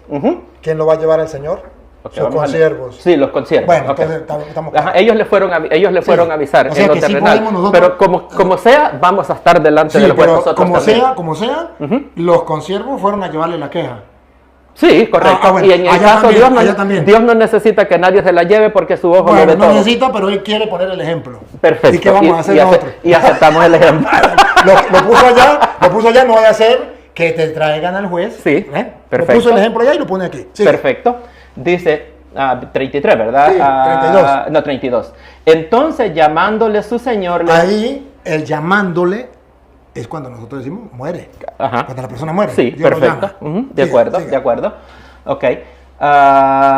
Y llamándole su señor, le dijo: siervo malvado, toda aquella deuda te perdoné porque me rogaste, ¿verdad? Así como nosotros le rogamos, le pedimos perdón, Señor, perdona mis pecados, y Dios nos perdona, ¿verdad? Amén. Pero nosotros no queremos perdonar al hermanito. Entonces dice: ¿no debías tú también tener misericordia con tu consiervo como yo tuve misericordia de ti? Es lo más lógico. Ahí está. Ahí ¿ves? estamos llamados Porque Él nos cristianos. perdonó una deuda impagable. ¿Y cómo no vayamos a perdonar las ofensitas chiquititas, verdad? De nuestros hermanos. Entonces dice: su señor, enojado, lo entregó a los verdugos. Oh, mire, me parece lo mismo, ¿no? Ajá, Parece lo mismo allá. ajá, Que lo entregó a. ajá. Sí. Sí, El sí. juez lo entrega al alguacil y lo entrega acá. Lo entregó a su verdugo hasta que pague todo lo que le debía. Hasta que pague todo lo que debía. Ay, ¿y después qué? Siga. Así también mi Padre Celestial hará con vosotros si no perdonáis de todo corazón cada uno a su hermano sus ofensas. Ah, o sea que entonces dice, porque me rogaste, ¿no debías también tener misericordia de tu siervo? Como yo tuve misericordia de ti. Entonces su señor, que es el juez, enojado, lo entregó a los verdugos. Terrenales. Aquí entonces, Los verdugos terrenales no, ahí. no, ya va. Vuelve. ¿Dónde dice terrenales? No, digo yo porque está usando una parábola, está usando un Sí, ejemplo terrenal pero ¿cuál es para la- reflejar uno. Ah, el pero entonces- el pero verdugo entonces- es cuando llegue al lugar de tormento, como el hombre rico. Entonces, como Ajá. aquel del 5:25, de que hablaba que lo meterá a la cárcel hasta que pague el último centavo. Ajá. Entonces su señor, enojado, lo entregó a su verdugo, hasta que pagase todo lo que debía. O sea, no es eterno. Pero era una deuda impagable, y como la deuda Ya, es impagable, perdón. él no sale de ahí. Perdón, la primera era impagable. Dos deudas, papito. Ajá. Dos deudas. Ajá. La primera era impagable. Esa la pagó Cristo. La grande, la de aquí. Ya, de esa no hablemos. Ajá. La de aquí. No, pero la de aquí. No, aquí hay dos. Ajá. Aquí hay dos deudas. No, aquí son dos personas distintas. No, dos deudas. Dos- En una misma persona. No. Una debía bastante No, y una no, debía señor, 10,000. no, perdón. Tenemos Hay dos deudas. dos deudores. Tenemos dos deudores y dos deudas. O entonces tres deudas, si quiere. Yo- Uno tiene dos deudas. ¿Cuáles son esas dos? Porque yo vi 10,000 denarios y vi el otro que debía una cosa mínima. la otra dos no. deudas y dos personas distintas. Usted vio esa. Yo le Ajá. voy a mostrar la tercera. Va, démosle. Aquí mismo Va, está. démosle. ¿Cómo? ¿La bajo cómo? Busquemos la otra ¿Cómo deuda. Aquí, claro. La primera. Ajá. Ajá. Tenía el señor venderle a este, como no pudo pagar. Esta El la que la debía los primera. 10,000 talentos. Los 10,000 talentos. Esta primera deuda Es La primera de un deudor. de un deudor. No pudo pagar. Sí. Ordenó a su señor venderle a su mujer y sus hijos y todo lo que tenía para que se le pagase la deuda. ¿Sí? Entonces aquel siervo postrado le suplicó y aquí está el perdón. Fue perdonado. Perdonada la deuda de los 10,000 talentos. Eso, perfecto. La primera Vamos con el otro deudor ahora. Ahora, pero saliendo aquel siervo, halló a uno de sus consiervos que le debía 100 denarios. Esa es la deuda pequeña del otro deudor. Ajá. Y ahora pregunto. Y ese que le debía, Cristo no perdonó los pecados de todos. No, ¿O no murió por yo todos? estoy buscando la tercera deuda que usted me iba a enseñar y todavía no le hemos hallado. Sí, perdón, pero está implícita, no está explícita. Yo pensé que estaba implícita. Pero eso Está sería explícita. lo que se le llama una eisegesis, Sí. inyectarle al cierto, versículo cierto. algo que no... No es cierto. Pero, sí, pero le pregunto, ¿Jesucristo vino para salvarnos a todos? Pero estamos cambiando de tema. Yo necesito... Entonces la deuda no está, ¿verdad? No está. Está. Explícita no está. Ok, entonces ni imaginaria. Implícita sí. ¿Por qué implícita sí? Porque Jesucristo ya pagó la deuda. Ok. ¿Sí? Pero allí, ¿cómo está implícita en ese pasaje? No, en el pasaje... Pero si Cristo ya pagó la deuda, estamos hablando de la de los 10,000 talentos. No, está bien. Ya le aclaré que ahí no está explícita esa. Me equivoqué pensando que estaba explícita. No hay problema. Ahora le estoy diciendo... Está perdonado. Así es. Pero Usted no es infalible. Perfecto. ¿Ok? Pero entonces, lo que sí le quiero decir es que que va a perdonarle, el segundo, va a pagar una deuda que era impagable. Correcto. El primero tenía una deuda impagable. Es la deuda suya y la deuda mía. Correcto, delante de Dios. Delante de Dios. Cristo la pagó Listo. completa en la cruz del Calvario. Ahí es donde le digo, usted y yo somos los dos deudores. Sí. Usted y yo somos los dos. Para que usted dé cuenta que está hablando de una tercera, que no está explícita, pero está implícita, ¿sí? ¿Cómo es? Bueno, no está clara allí, pero que usted y yo la sabemos. A ver. Jesucristo pagó tu deuda, ¿sí o no? 100%. ¿Y pagó la mía? 100%. Ajá, No, la impagable. Ajá. ¿La pagó 100% o la pagó 99%? 100%. 100%. Entonces, ¿dónde quedan las penas temporales del purgatorio? Ya va. Pero ayúdeme a esto y después le respondo. Va. A ver, la pena normal, ya Jesucristo, la impagable. ¿La suya y la mía o solamente la suya? La de toda la humanidad, porque entonces, Él murió por todos. Miremos. Cuando llega el primero, ya sabemos que Jesucristo le había perdonado la deuda plena. Y el segundo, también la deuda plena. ¿Sí?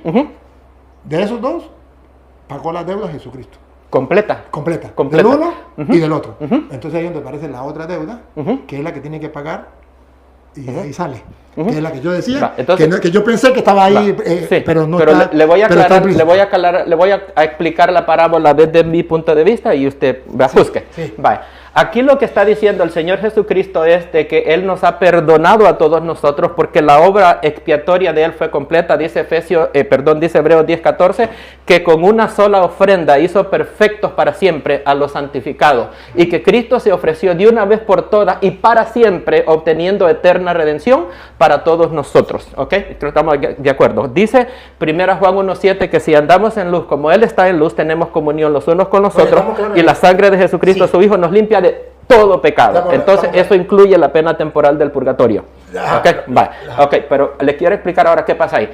Si Cristo me ha perdonado mis pecados y yo ahora soy salvo, pero si yo no perdono a mi hermano, el hecho que yo no perdone a mi hermano, eso está demostrando que realmente yo no he sido perdonado por Dios, o Dios no, aunque Dios me perdonó, Dios no me va a perdonar al final, porque yo debiera demostrar el mismo amor que Dios tuvo para mí con mi hermano. Y si yo la Biblia dice que el que no ama a su hermano se está en tinieblas y todavía no le ha amanecido. Entonces yo no soy salvo. Entonces quiere decir que ahí viene otra pena, que es donde nosotros le pedimos perdón a Dios, a pesar de que ya Cristo nos salvó, ¿verdad? Pero ya Cristo nos salvó. Sí, estamos salvos. Claro, él lo hizo completo. Salvos. Pero sin embargo, a pesar de que estamos salvos, usted y yo pecamos, ¿sí o no? Definitivamente. Pero si andamos en luz, como dice Juan 1:7, sí, pero ya va, perdón. Nos limpia. ¿Pecamos o no pecamos? Por supuesto, entonces, el que diga que no peque es mentiroso. Entonces necesitamos otro perdón. Pero el perdón de Él fue perfecto y de una vez y para siempre. Dice que, hijitos, 1 Juan 2:2, hijitos míos, si alguno ha pecado, abogado tenemos para con el Padre, a Jesucristo el justo. Yo no he dicho que no. Yo estoy de acuerdo que ya todos fuimos salvados por Cristo. Ahora, lo que estoy diciendo es que si usted vuelve a pecar y no se arrepiente, ¿necesita perdón? Yo tengo, no, es que yo tengo que arrepentirme. Cuando yo peco, tengo que arrepentirme para que Él me perdone. Y la misma sangre de atrás me perdona hoy. La pregunta, no me hable de otra cosa. Escúcheme. Si usted peca, peca. Sí. Otra vez. Sí. Después de que y voy a pecar. Y después que Cristo lo ha salvado. ¿Usted necesita perdón? Sí. Todos los días. Entonces, esto ahí es lo que yo le quiero decir. Sí. Y no me salga por otro lado. No voy por otro lado. Yo lo que quiero decir es que Jesucristo nos salvó, pero nosotros a pesar de eso pecamos y necesitamos. Pero la sangre nos limpia sí, constantemente. Necesitamos la gracia es pasado, presente eso y futuro. Estamos claros porque se vuelve para allá, si eso ya estamos claros. La pregunta es, ¿necesitamos el perdón? Definitivamente. Ya listo, eso más nada, no se vale. Ahora sí, seguimos aquí. Seguimos aquí. Dele. Déjeme seguir. Dele. Pero siendo que, aquí, entonces su consiervo, viene el otro. Entonces su consiervo, postrándose a sus pies, le rogaba, diciendo, ten paciencia conmigo y lo pagaré todo. Mas él no quiso, sino fue y le echó a la cárcel hasta que pagase la deuda. ¿Sí? Sí. Malo. Viendo su consiervo lo que pasaba, se entristecieron mucho y fueron y refirieron a su señor todo lo que había pasado. Entonces, escuche, entonces, llamando a su señor, le dijo al primero, al que ya le había pagado la deuda. Sí, correcto, al que él se le había perdonado. Entonces no estoy equivocado, entonces me retrato, no estoy equivocado. Ahí está explícito. No, yo pensé que no estaba. Es que es lo mismo. No, es lo mismo que lo mismo que ya explicamos. No, lo mismo. Porque mire, está llamando al que ya le perdonó. Al que ya le perdonó. Por eso yo le decía que 2 deudas. ¿Para qué se me fue? Es que son 2. En un momento, 3. ¿Sí? ¿De la misma persona? De la misma persona son 2. Ok, ¿cuál es la primera? La primera. La de 10.000 talentos, ¿va? Sí, la de 10.000 talentos. 10.000 talentos es la primera deuda. Ajá. Ok, va. La 10.000 talentos, ok. Primera deuda de esa persona. Sí. Ok. Va. ¿Cuál ¿Ya le pagó o no le pagó? No la pagó porque se la perdonaron. Se la perdonaron. Eso, listo. Ahora bien, pregunto, ¿quién se encontró con el amigo? El perdonado. Ajá, con el que le debía una poquita, 100 denarios, nada. El perdonado, perfecto. Ajá. El perdonado encontró al que le debía nada. Perfecto. Yo perdonado por Cristo me encuentro con alguien. El de los 10.000. Ajá, el de los 10.000 se encontró con listo, el que... Aquí está. Ajá, a él ya se le a él se le habían perdonado. Listo, ya, sí. Está la primera. Sí, aquí se le habían perdonado. La primera. Estaba perdonada. La primera. Hasta ese momento. Hasta ese momento. Listo, anótalo ahí. Ajá, la primera. Perdonada. La primera, porque primera. Yo le dije 2. Sí, me dijo 2. Sigo. Primera, perdonada, ¿verdad? Entonces su consiervo, postrándose a sus pies, le rogaba. Mas él no quiso, sino fue y lo echó en la cárcel hasta que pague su deuda. Viendo su consiervo lo que pasaba, se entristecieron mucho, fueron y le refirieron a su señor todo lo que había pasado. Entonces llamándole su señor, ¿a quién llamó? ¿A quién está llamando? Al deudor al que le perdonó los 10.000. Listo, ya está perdonado. Listo. Ya, seguimos. Esa me gusta. Llamándolo, su señor. Entonces, llamando a su señor, le dijo, siervo malvado, al que ya le perdonó. Toda aquella deuda te perdoné. Ya le perdonó. Aquí está la primera, la perdonó. Porque me rogaste. Porque me rogaste. ¿No debías tú también tener misericordia de tu consiervo, como yo tuve misericordia de ti? Ahora, vuelve a pecar, no teniendo misericordia con el otro. Vuelve a pecar, comete un pecado. Entonces su señor, enojado, se enoja. Ya no contra la primera deuda porque ya se la perdonó. La segunda, se enoja, le entregó a los verdugos hasta que pagase toda la deuda que debía. ¿Cuál deuda? Los mismos 10.000 que le había perdonado. No, señor. Ya vamos, chico.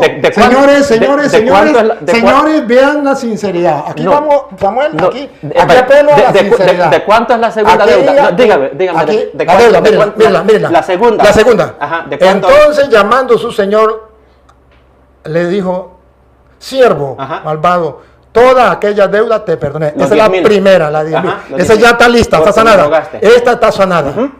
Porque me rogaste. Está sanada. ¿No deberías tú también tener misericordia de tu siervo? ¿Qué está reclamando aquí?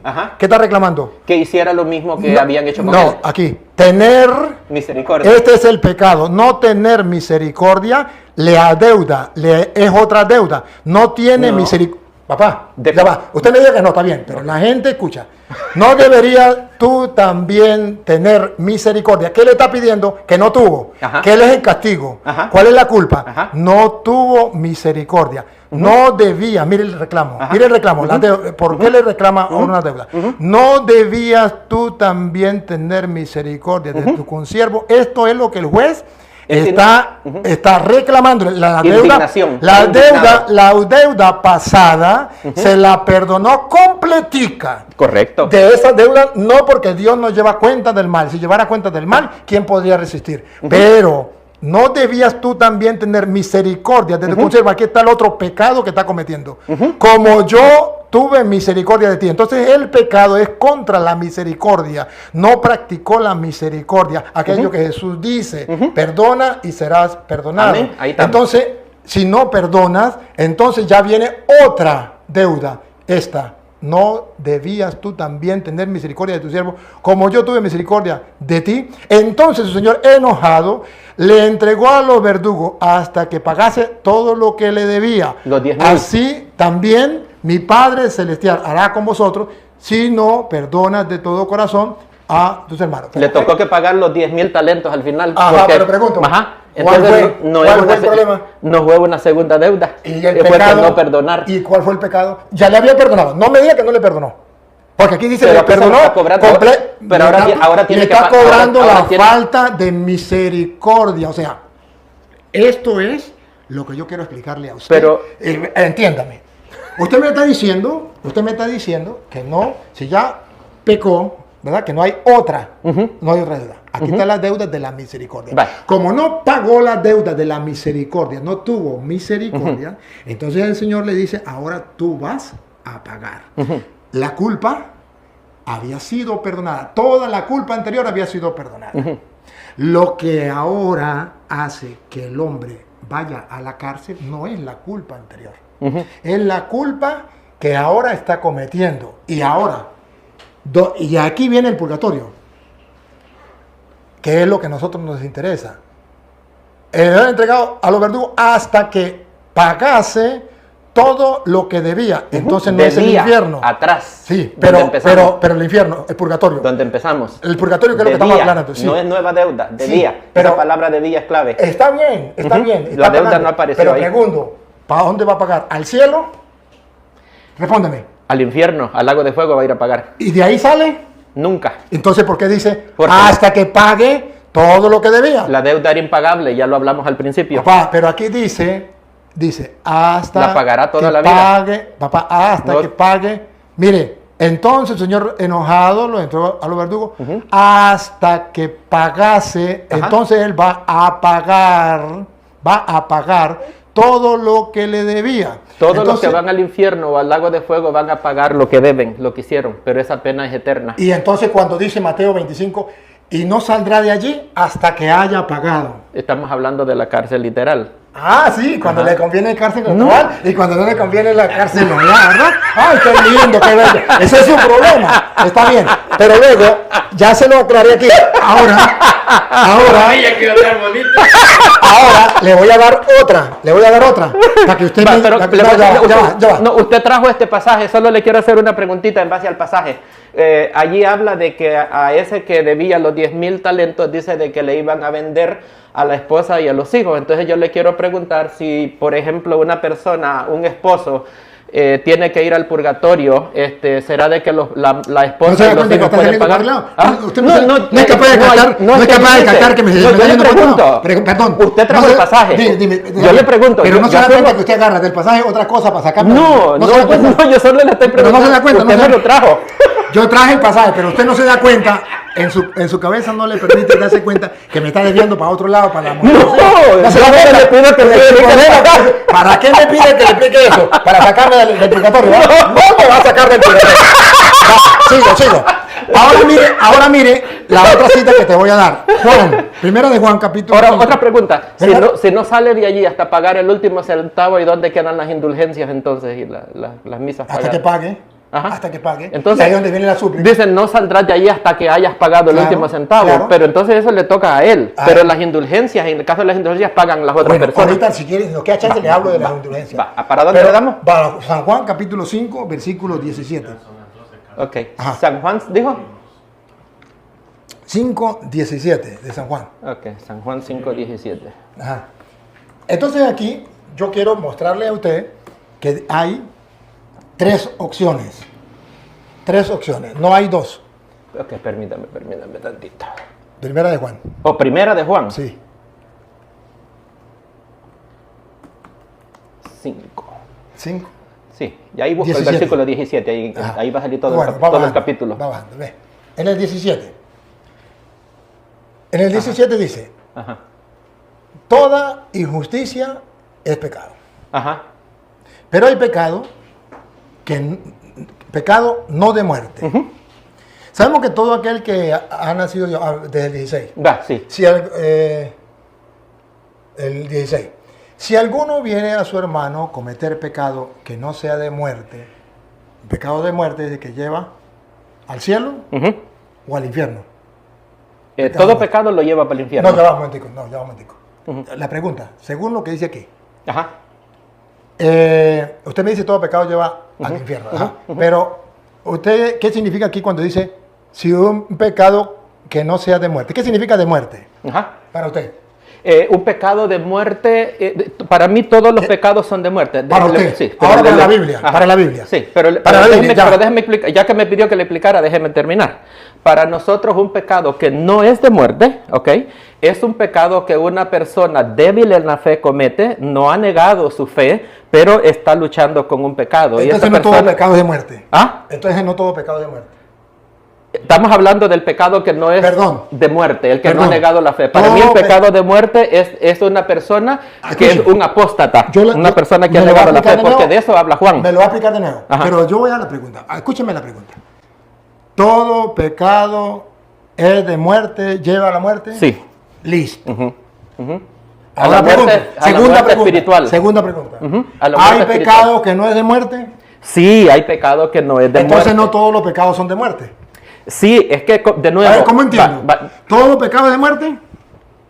Déjeme explicar. Perdón. ¿Todo pecado de muerte? Pero le voy a explicar. Usted me quiere explicar. Usted me explica porque la gente tiene que estar clara. Sí, pero si yo no le explico, usted no me va a poder entender. Le voy a dar chance. Usted me quiere meter en su cajón y no funciona de esa manera. Le voy a dar chance para que usted me responda.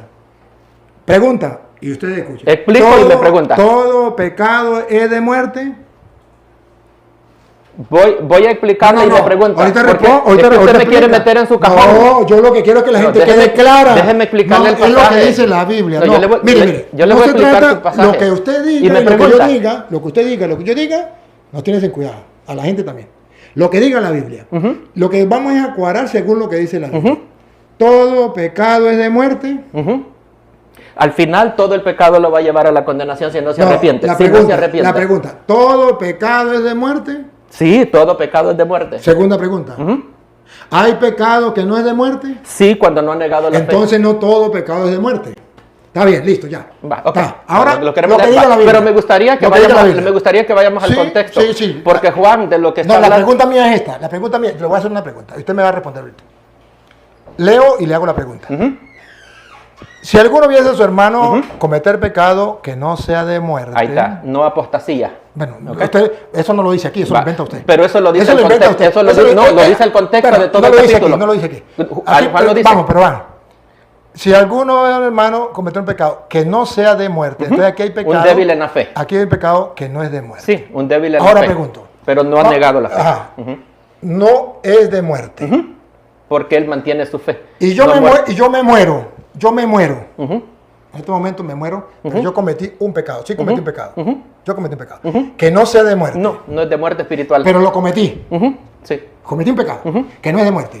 ¿Para dónde me voy? Yo para me el cielo. Usted va para el cielo. Y Apocalipsis 21, 17, en el cielo no entra nada manchado. Apocalipsis 22, 14 le dice a usted de los que están en el cielo. Perdón. Sí, ¿Qué hacemos con los 21? No, pero le voy a explicar. Le voy a explicar por lo que es el 21, 17, que nada inmundo entrará en el reino de los cielos. Señor. Ok, cuando usted va a Apocalipsis 22, 14, usted encuentra que los que están en la Nueva Jerusalén en el cielo es porque han lavado su ropa en la sangre del Cordero. Lo mismo le dice a usted Apocalipsis capítulo 7 y el verdad, pero 14, recuerde que yo me morí. Pero recuerde que yo me morí y no me arrepentí de ese pecado. Yo le dije, yo me morí en ese pecado. Yo me morí y no me arrepentí.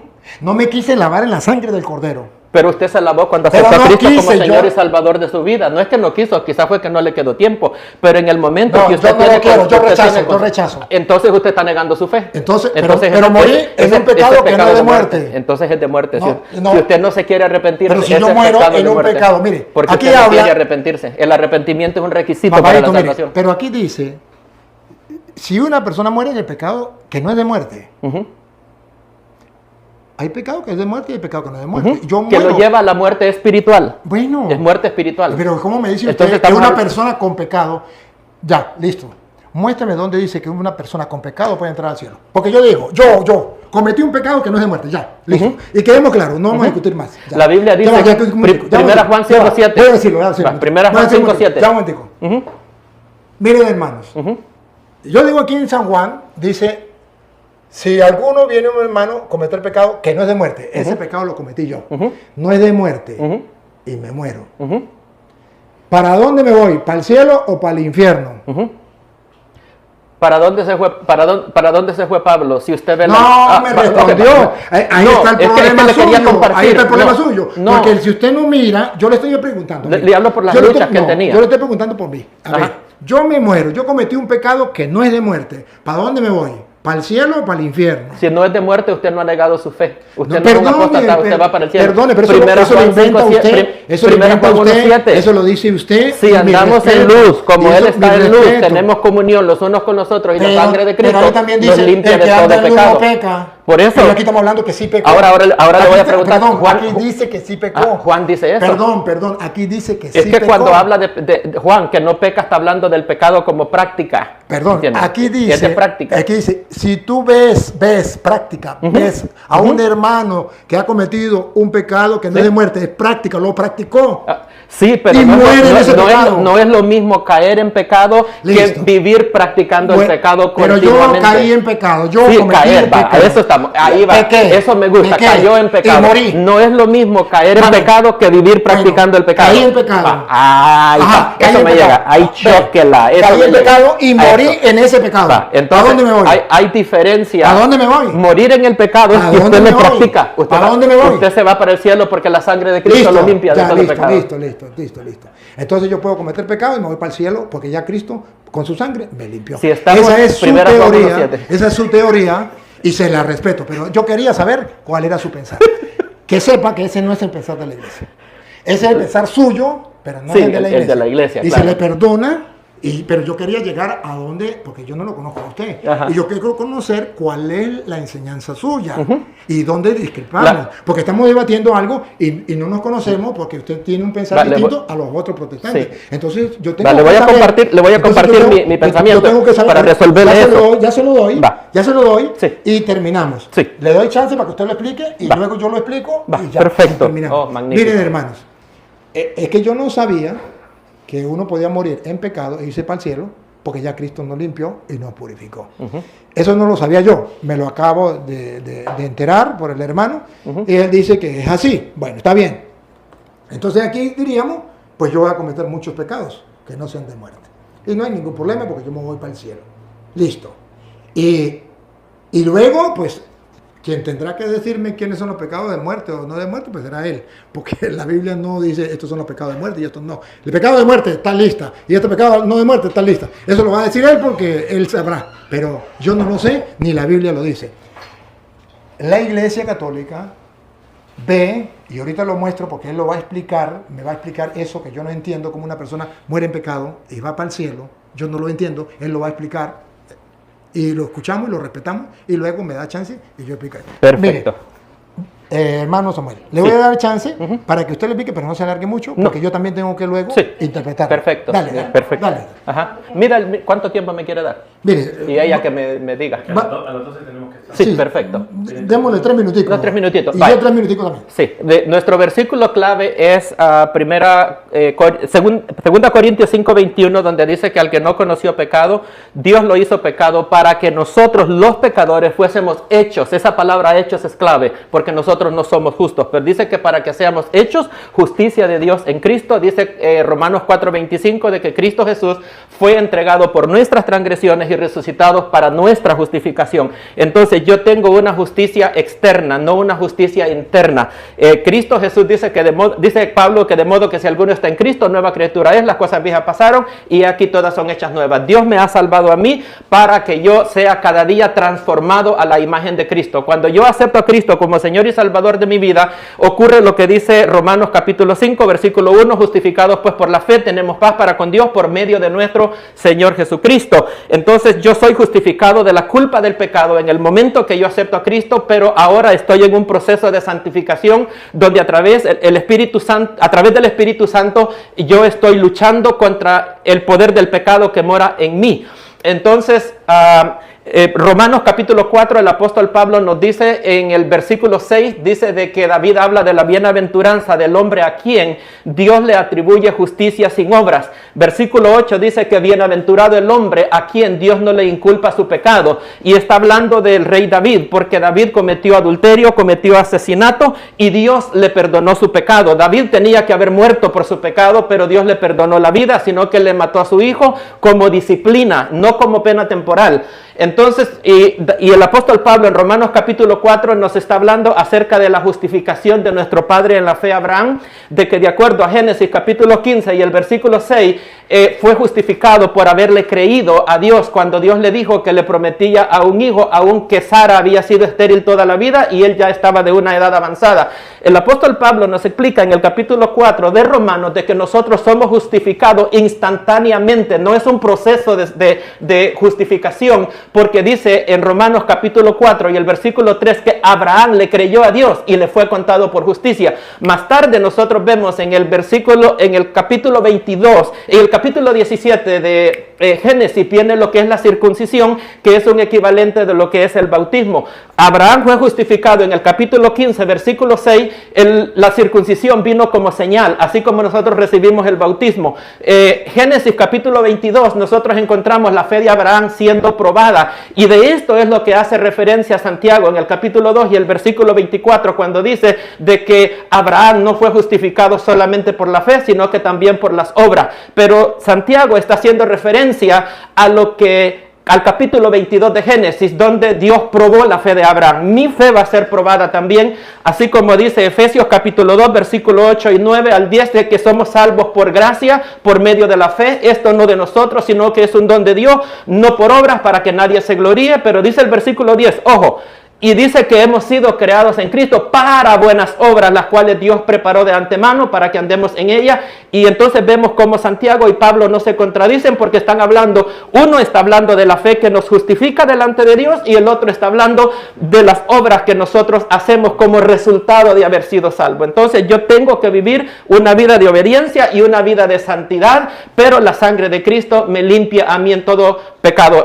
Dice el último cita que voy a dar, Romanos capítulo 8, verso 28 al versículo 30, dice que a los que aman a Dios todas las cosas obran para bien, porque a los que antes llamó, a esto justificó, a esto dice que a esto llamó, a esto santificó y a esto glorificó. Nosotros creemos que en el momento de la muerte nosotros somos glorificados, así como dice 1 Corintios capítulo 15 versos 51 al 53, dice de que Pablo, a la verdad les digo un misterio, no todos moriremos, pero todos seremos transformados en un abrir y cerrar de ojos cuando suene la trompeta. Dice que esto corruptible se vestirá de incorruptibilidad, así que nosotros creemos en una purificación del pecado por una transformación que el Señor va a hacer, quitando este cuerpo que es el culpable de todo el pecado que nosotros cometemos y eliminándolo, y no vamos a pagar nuestra deuda encerrados en una cárcel siendo quemados, ¿verdad?, para pagar el pecado. La manera que lo vamos a pagar es que Dios nos va a transformar en un abrir y cerrar de ojos, y por eso nosotros no creemos en el purgatorio. Muy bien.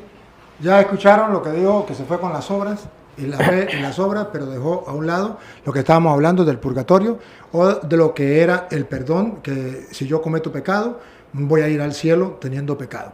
Se le respeta. Pero entonces, si me permite, otra vez, donde estamos, de Juan, ya todos lo escucharon.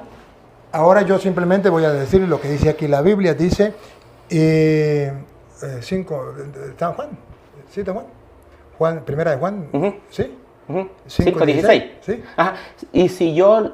perdón, esta es otra cita, esta es Romanos. Sí, esta es Romanos, ahorita voy para allá, ahorita voy para allá. Entonces yo quiero aclararle que eso es muy, muy bonito. Ese evangelio es muy bueno, muy lindo, el de Samuel. Yo puedo pecar y además yo mismo puedo decir cuáles pecados son de muerte. Y puedo decir, pues mire, yo estoy cometiendo un pecado que no es de muerte. Mire, pero ese pecado para mí no es de muerte, porque ¿quién va a decir que es de muerte? Y si muero con un pecado que no es de muerte, me voy directo para el cielo. Esa religión está muy bonita. Si quieren, vayan con él. Pero en la religión que yo estoy, me dice lo que dice la Biblia, no lo que yo invente o lo que yo quiera decir. Dice, vamos para ahí. Si alguno viene, hermano, a cometer pecado que no sea de muerte, entonces aquí ya la Biblia me está diferenciando un pecado que no es de muerte. Y cuando es un pecado que yo, por ejemplo, morí en un pecado que no es de muerte, aquí Dios me permite pedir. Pedirá y Dios le dará vida. Entonces significa que fue justificado por Cristo. Y entonces, ¿por qué dice pedirá y Dios le dará vida? ¿Acaso Cristo ya no lo justificó y le dio vida? Entonces, ¿por qué tengo que pedirle a Dios por esa persona que murió en pecado que no es de muerte? Si ya Cristo lo justificó. Si aquí dice pedirá y Dios le dará vida. Entonces, ¿no sirvió la sangre de Cristo? ¿O qué pasó? No, es que Él puede decir lo que quiera y se le respeta. Pero yo me centro en la palabra de Dios porque yo soy creyente en la palabra de Dios. Y respeto a Samuel porque lo quiero mucho y se ha portado muy bien y ha hecho las cosas muy bien. Pero solamente quiero dejarle a Samuel, si quiere buscar la verdad, dice que si ha cometido un pecado de muerte, no puede ir al cielo. Pedirá a Dios y Dios le dará vida. Entonces, tengo que orar por esa persona que murió para que Dios le dé vida. Porque, todo es en vida porque ahí. No, nadie está muerto ahí. Perdón. Ahí nadie está muerto. Perdón. Yo le estoy hablando de yo que morí en pecado. Yo morí en pecado. Yo morí. Como practicante del pecado. Yo morí en pecado que no es de muerte. Eso es lo que usted no me quiere entender. Yo morí en pecado que no es de muerte. ¿Qué me dice la Biblia? Si usted ve que es un pecado que yo morí en un pecado de muerte, pedirá y Dios le dará vida. Usted me dice, no, pero es para los que están vivos. Entonces yo no puedo orar por los asesinos. Usted puede orar por todos. Y entonces aquí me dice que cuando es un pecado que no sea de muerte, yo puedo orar para que Dios le dé vida. Esto es para los que cometen pecados que no sean de muerte. De los hermanitos de los que no sean de muerte. Porque si es un asesino y esto y va al infierno, ya no puede. Porque si usted me dijera, no, esto es en vida, entonces quiere decir que yo no puedo orar por los malos. Porque ya dice aquí, por los que son de muerte no hay que orar. Por los que están pecados que no sea de muerte, pedirá y Dios le dará vida. Por los que están en pecado, aquí sin morir, que están aquí en la tierra, cometido pecado, que no sean de vida, hay que orar, según usted. Esto es para los que cometen pecado que no sean de muerte. O sea, que si hay una persona que ha cometido un pecado de muerte, yo no puedo orar para que Dios le dé vida, según dice usted. Pero lo que dice la Biblia es distinto. Usted le puede añadir, le puede poner adorno, y eso, pues yo se lo respeto. Pero yo lo que quiero decir aquí es que no puede ser aquí terrenal, porque aquí terrenal podemos nosotros orar por todas las personas que hayan cometido pecado, tanto pecados graves como pecados veniales. Pecados graves, pecados de muerte, pecados veniales que no son de muerte. Podemos por todo para que un día se conviertan. Eso es aquí. Pero cuando uno muere, uno puede orar por la persona que cometió un pecado que no es de muerte, pedirá a Dios y Dios le dará vida. Entonces quiere decir que no puede ir al cielo con un pecado que no sea de muerte, como él dice. Porque entonces, ¿para qué le pedimos a Dios que le dé vida? Si ya Jesucristo le dio vida. Entonces quiere decir que aquí se vuelve a tomar lo de Mateo 18, 23. Ya Dios me perdonó la deuda, pero si yo no tuve misericordia, tengo que ir a pagar. Entonces no puedo ir al cielo. Como él dice, no puedo ir al cielo tranquilamente, a pesar de que ya fui justificado, perdonado totalmente la deuda. Tengo que ir a pagar y de ahí saldré. cuando pague el último centavo, según dice Mateo 5, 25. Saldrá cuando pague el último centavo. Entonces, ahí es donde nosotros decimos que existe el purgatorio. Y por eso oramos por los difuntos. Y si usted quiere ver que hay oración por los difuntos, en Macabeos capítulo 12 versículo 40 en adelante, y termino leyéndole esa y otra, que a lo mejor él no la sabe. No, yo la sé de memoria. No, la de Macabeos sí, pero la otra no creo. Oh, va, la otra no creo. Le leo la de Macabeos y con esta voy a terminar. Y le voy a hacer unas preguntitas al final que lea Macabeos. Lo de Macabeos, ya... lo de Macabeo. ¿Se lo busco y se lo leo? ¿Usted lo tiene ahí? Segunda Macabeo 12, 39 al 46, ¿verdad? 12 sí. Del 40. Va, segunda Macabeo. Aquí está. Va, permítame. Ya lo tengo aquí. Ok, 12. Bueno, léalo de la Biblia Reina Valera. No, no, que no lo tiene. Ya la tengo aquí, sí. Vaya, ok. Dice, vamos a leerlo desde el 43. Ajá. Después de haber reunido entre los hombres cerca de 2000 dracmas, lo mandó a Jerusalén. Había cometido un pecado, ¿no? Desde el 40. Okay, no, para el 40 para leerlo. No, pero dele allí porque ahí nos da el contexto. Esa después de haber reunido entre los hombres cerca de 2000 dracmas, lo mandó a Jerusalén para ofrecer un sacrificio por el pecado, orando muy hermoso y notablemente pensando en la resurrección. Pues de no esperar que los soldados caídos resucitaran, habría sido superfluo y necio rogar por los muertos. Aquí está orando por los muertos, lo leo desde el 40. ¿Cuál era el pecado? A eso quiero preguntarle cuál era el pecado. Entonces encontraron bajo las túnicas de cada uno de los muertos objetos consagrados a los ídolos, que la ley prohíbe de los judíos. Fue entonces evidente para todos qué motivo había sucumbido. ¿Por qué motivo había sucumbido aquellos hombres? Bendijeron pues todos las obras del Señor juez justo, que manifiesta las cosas ocultas, y pasaron a la súplica, rogando que quedara completamente borrado el pecado cometido. ¿De quién? De los muertos. El valeroso Judas recomendó a la multitud que se mantuviera limpio de pecado, a la vista de lo sucedido por el pecado de los que habían sucumbido. Después de haber reunido entre sus hombres cerca de 2000 dracmas, lo mandó a Jerusalén para ofrecer un sacrificio por el pecado, orando muy hermosa y notablemente, pensando en la resurrección, pues de no se esperar que los soldados caídos, muertos, resucitaran, habría sido superfluo y necio rogar por los muertos. Mas si consideraba que una magnífica recompensa está reservada a los que duermen piadosamente, era un pensamiento santo y muy piadoso. Por eso mandó hacer este sacrificio expiatorio en favor de los que habían muerto, para que quedaran liberados del pecado. Entonces, aquí encontramos una cita. Y usted puede decir, pero esa cita es del Antiguo Testamento. No, pero no hay problema, yo se la acepto. Yo le iba a decir de antemano que se la iba a aceptar. En Primera de Corintios. No, pero no, yo necesito que no nos vayamos al otro lado. Terminemos ahí. Es la misma. No, la Primera de Corintios, usted no la sabe. 15, 29. ¿Cómo no? Es igual a la de Macabeos. Aquí dice un sacrificio por el perdón de los pecados y de aquello. Orar por los muertos. Y resulta que en 1 de Corintios capítulo 15, versículo 29 dice, de no ser así, ¿qué harán los que se bautizan por los muertos? Hacían algo por los muertos, se bautizaban por los muertos. Si los muertos no resucitan, lo mismo que Judas decía, si los que murieron no resucitan, ¿para qué vamos a orar por ellos? Si los muertos no resucitan de manera alguna, ¿por qué bautizarse por ellos? Entonces San Pablo dice que hay una manera para ellos de orar por los muertos, ofrecer algo a Dios por los muertos, que es como nosotros ofrecemos misa por los muertos, oraciones por los muertos, porque ahí, dice Pablo, si los muertos no resucitan, ¿para qué vamos nosotros a orar por los muertos? Dice Macabeo, y Pablo dice, ¿y para qué bautizarse por los muertos si los muertos no resucitan? Entonces, podemos hacer algo nosotros por los muertos. Entonces, hermano, solamente concluyamos porque yo tengo que yo ahorita solo quiero responderle a estos dos pasajes. Usted da yo ya conocía el que usted pensó que no conocía y se lo como dice usted, vamos a empezar por el final. Sí. 1 Corintios 15, 29 no está hablando del purgatorio. 1 Corintios 15, 29 está hablando de lo que los mormones practican, de que ellos creen de que la persona a través del bautismo se va a salvar, que comparten la misma postura con los católicos, que a través del bautismo la persona, los pecados le son perdonados.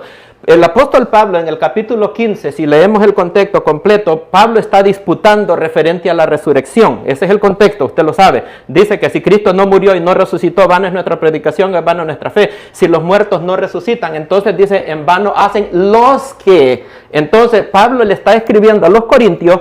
Los corintios estaban siendo atacados por herejes desde afuera hacia adentro y estaban perturbando a la iglesia. Y eran las personas que negaban la resurrección. Entonces Pablo les dice, bueno, ¿cómo es eso de que esas personas que están atacando a la iglesia de Corinto, dicen ellos se bautizan por los muertos si los muertos no resucitan? Pablo no está diciendo de que la iglesia de Corinto practicaba ese bautismo. Si usted lee bien el pasaje, ahorita lo vamos a leer, para que vea, los que no eran a ellos. Sí, entonces es otro grupo distinto. Entonces Pablo está refutando a ese grupo. Está bien. Entonces vamos a ir a Macabeo. Vamos a Macabeo. Ok. Macabeo, se lo voy a leer yo acá completo porque yo sentí como hay una parte que no la escuché, entonces lo voy a buscar aquí ahorita para ver si yo la encuentro. Bueno, pero vámonos al pecado. Vámonos al pecado. Vámonos al pecado. No vamos a ir para no perder tiempo.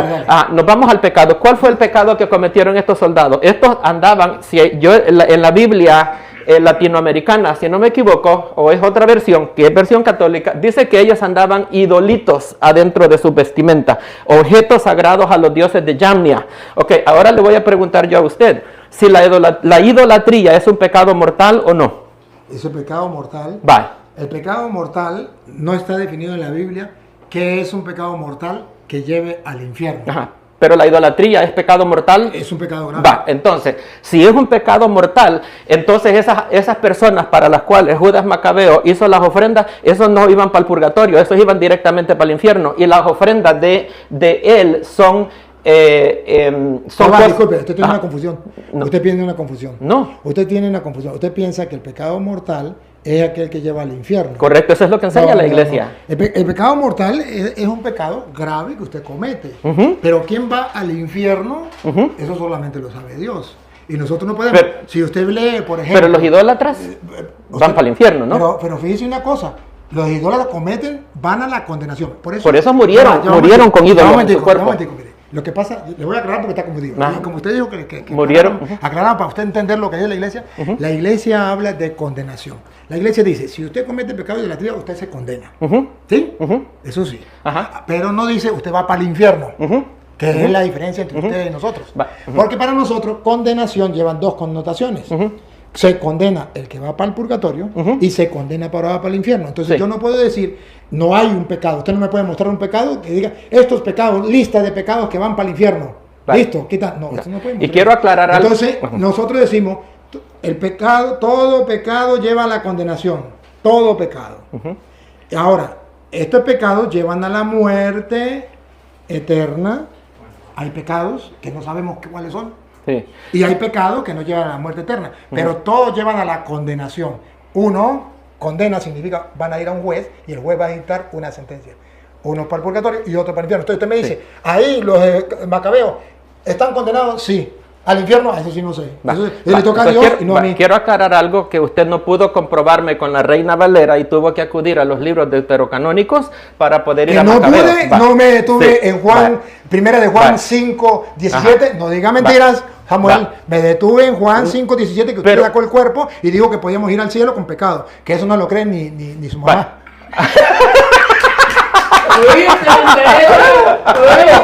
Vaya, continuamos. Le estoy preguntando y yo me quedo quieto.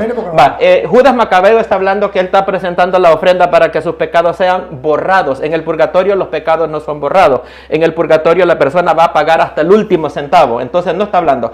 Dice que Judas hizo esto porque creía en la resurrección, no en el purgatorio. Borrado significa ya le eliminó la sentencia, eso significa... Ajá, entonces no fue al purgatorio. Sí, porque eso es perdón. Cuando usted va al purgatorio, le quitan la sentencia. No, ya, porque usted paga hasta el último centavo. Ya queda la sentencia quitada. Pero no queda usted pendiente con nada pendiente. Pero se pagó. Que usted le quiera interpretar de otra manera es su problema. No. Pero lo que digo, lo que la Iglesia Católica enseña. Ajá. Porque usted quiere que yo diga lo que usted quiere, no. Lo que la Iglesia Católica enseña. Judas, usted va y paga y eso quedó borrado, quedó perdonado. Judas creía en la resurrección, no en el purgatorio. Fíjese bien en ese contexto, ¿ok? Otra cosa dice de que el sacrificio que hizo Judas era expiatorio. Las personas no van al purgatorio a pagar un pecado, una expiación, porque la expiación la hizo Cristo Jesús en la cruz del Calvario. De acuerdo al catecismo de la Iglesia Católica, las personas van al purgatorio para una purificación, no para una expiación. Entonces, ese texto, ese pasaje, se lo acaba completamente a usted. No, señor. Lo refuta. Si usted lo toma desde ese punto de vista, sí. No, porque eso es lo que dice. Pero que usted lo toma desde ese punto de vista. Pero cuando la Iglesia toma esto, está hablando es que va a pagar, va a la sentencia que tenía, el pecado que tenía, porque el contexto está claro. Estos murieron en pecado. ¿Qué hacemos? Orar por ellos. ¿Para qué? Para que Dios le perdone sus pecados. Entonces, ahí está claro. Usted quiere adornar o quiere sacarle cuerpo o lo que sea, bueno, pero es la enseñanza de la Iglesia. Yo me centro en lo que enseña la Iglesia y lo que le muestro en la Biblia. Si usted lo quiere interpretar de otra manera, entonces es que eso dice. Samuel, esa es su interpretación. No. Pero yo le estoy dando la interpretación de la Iglesia. Aquí está este contexto. Y si no es así, entonces ¿por qué está ahí eso? Si no tiene ninguna razón teológica, si no tiene ninguna enseñanza, entonces ¿por qué está ahí? Si está ahí es por algo, y ese algo es la razón teológica. Vaya, aquí tenemos la única diferencia que tenemos es entre la exégesis que yo le acabo de hacer a todos esos capítulos contra la eisegesis, que es meterle uno las ideas que uno queremos. Y que quiera salvarse muriendo en pecado y irse para el cielo, se puede ir con él. Y el que quiera que Dios le perdone antes de ir al cielo, me puede ir conmigo. Ojalá esto.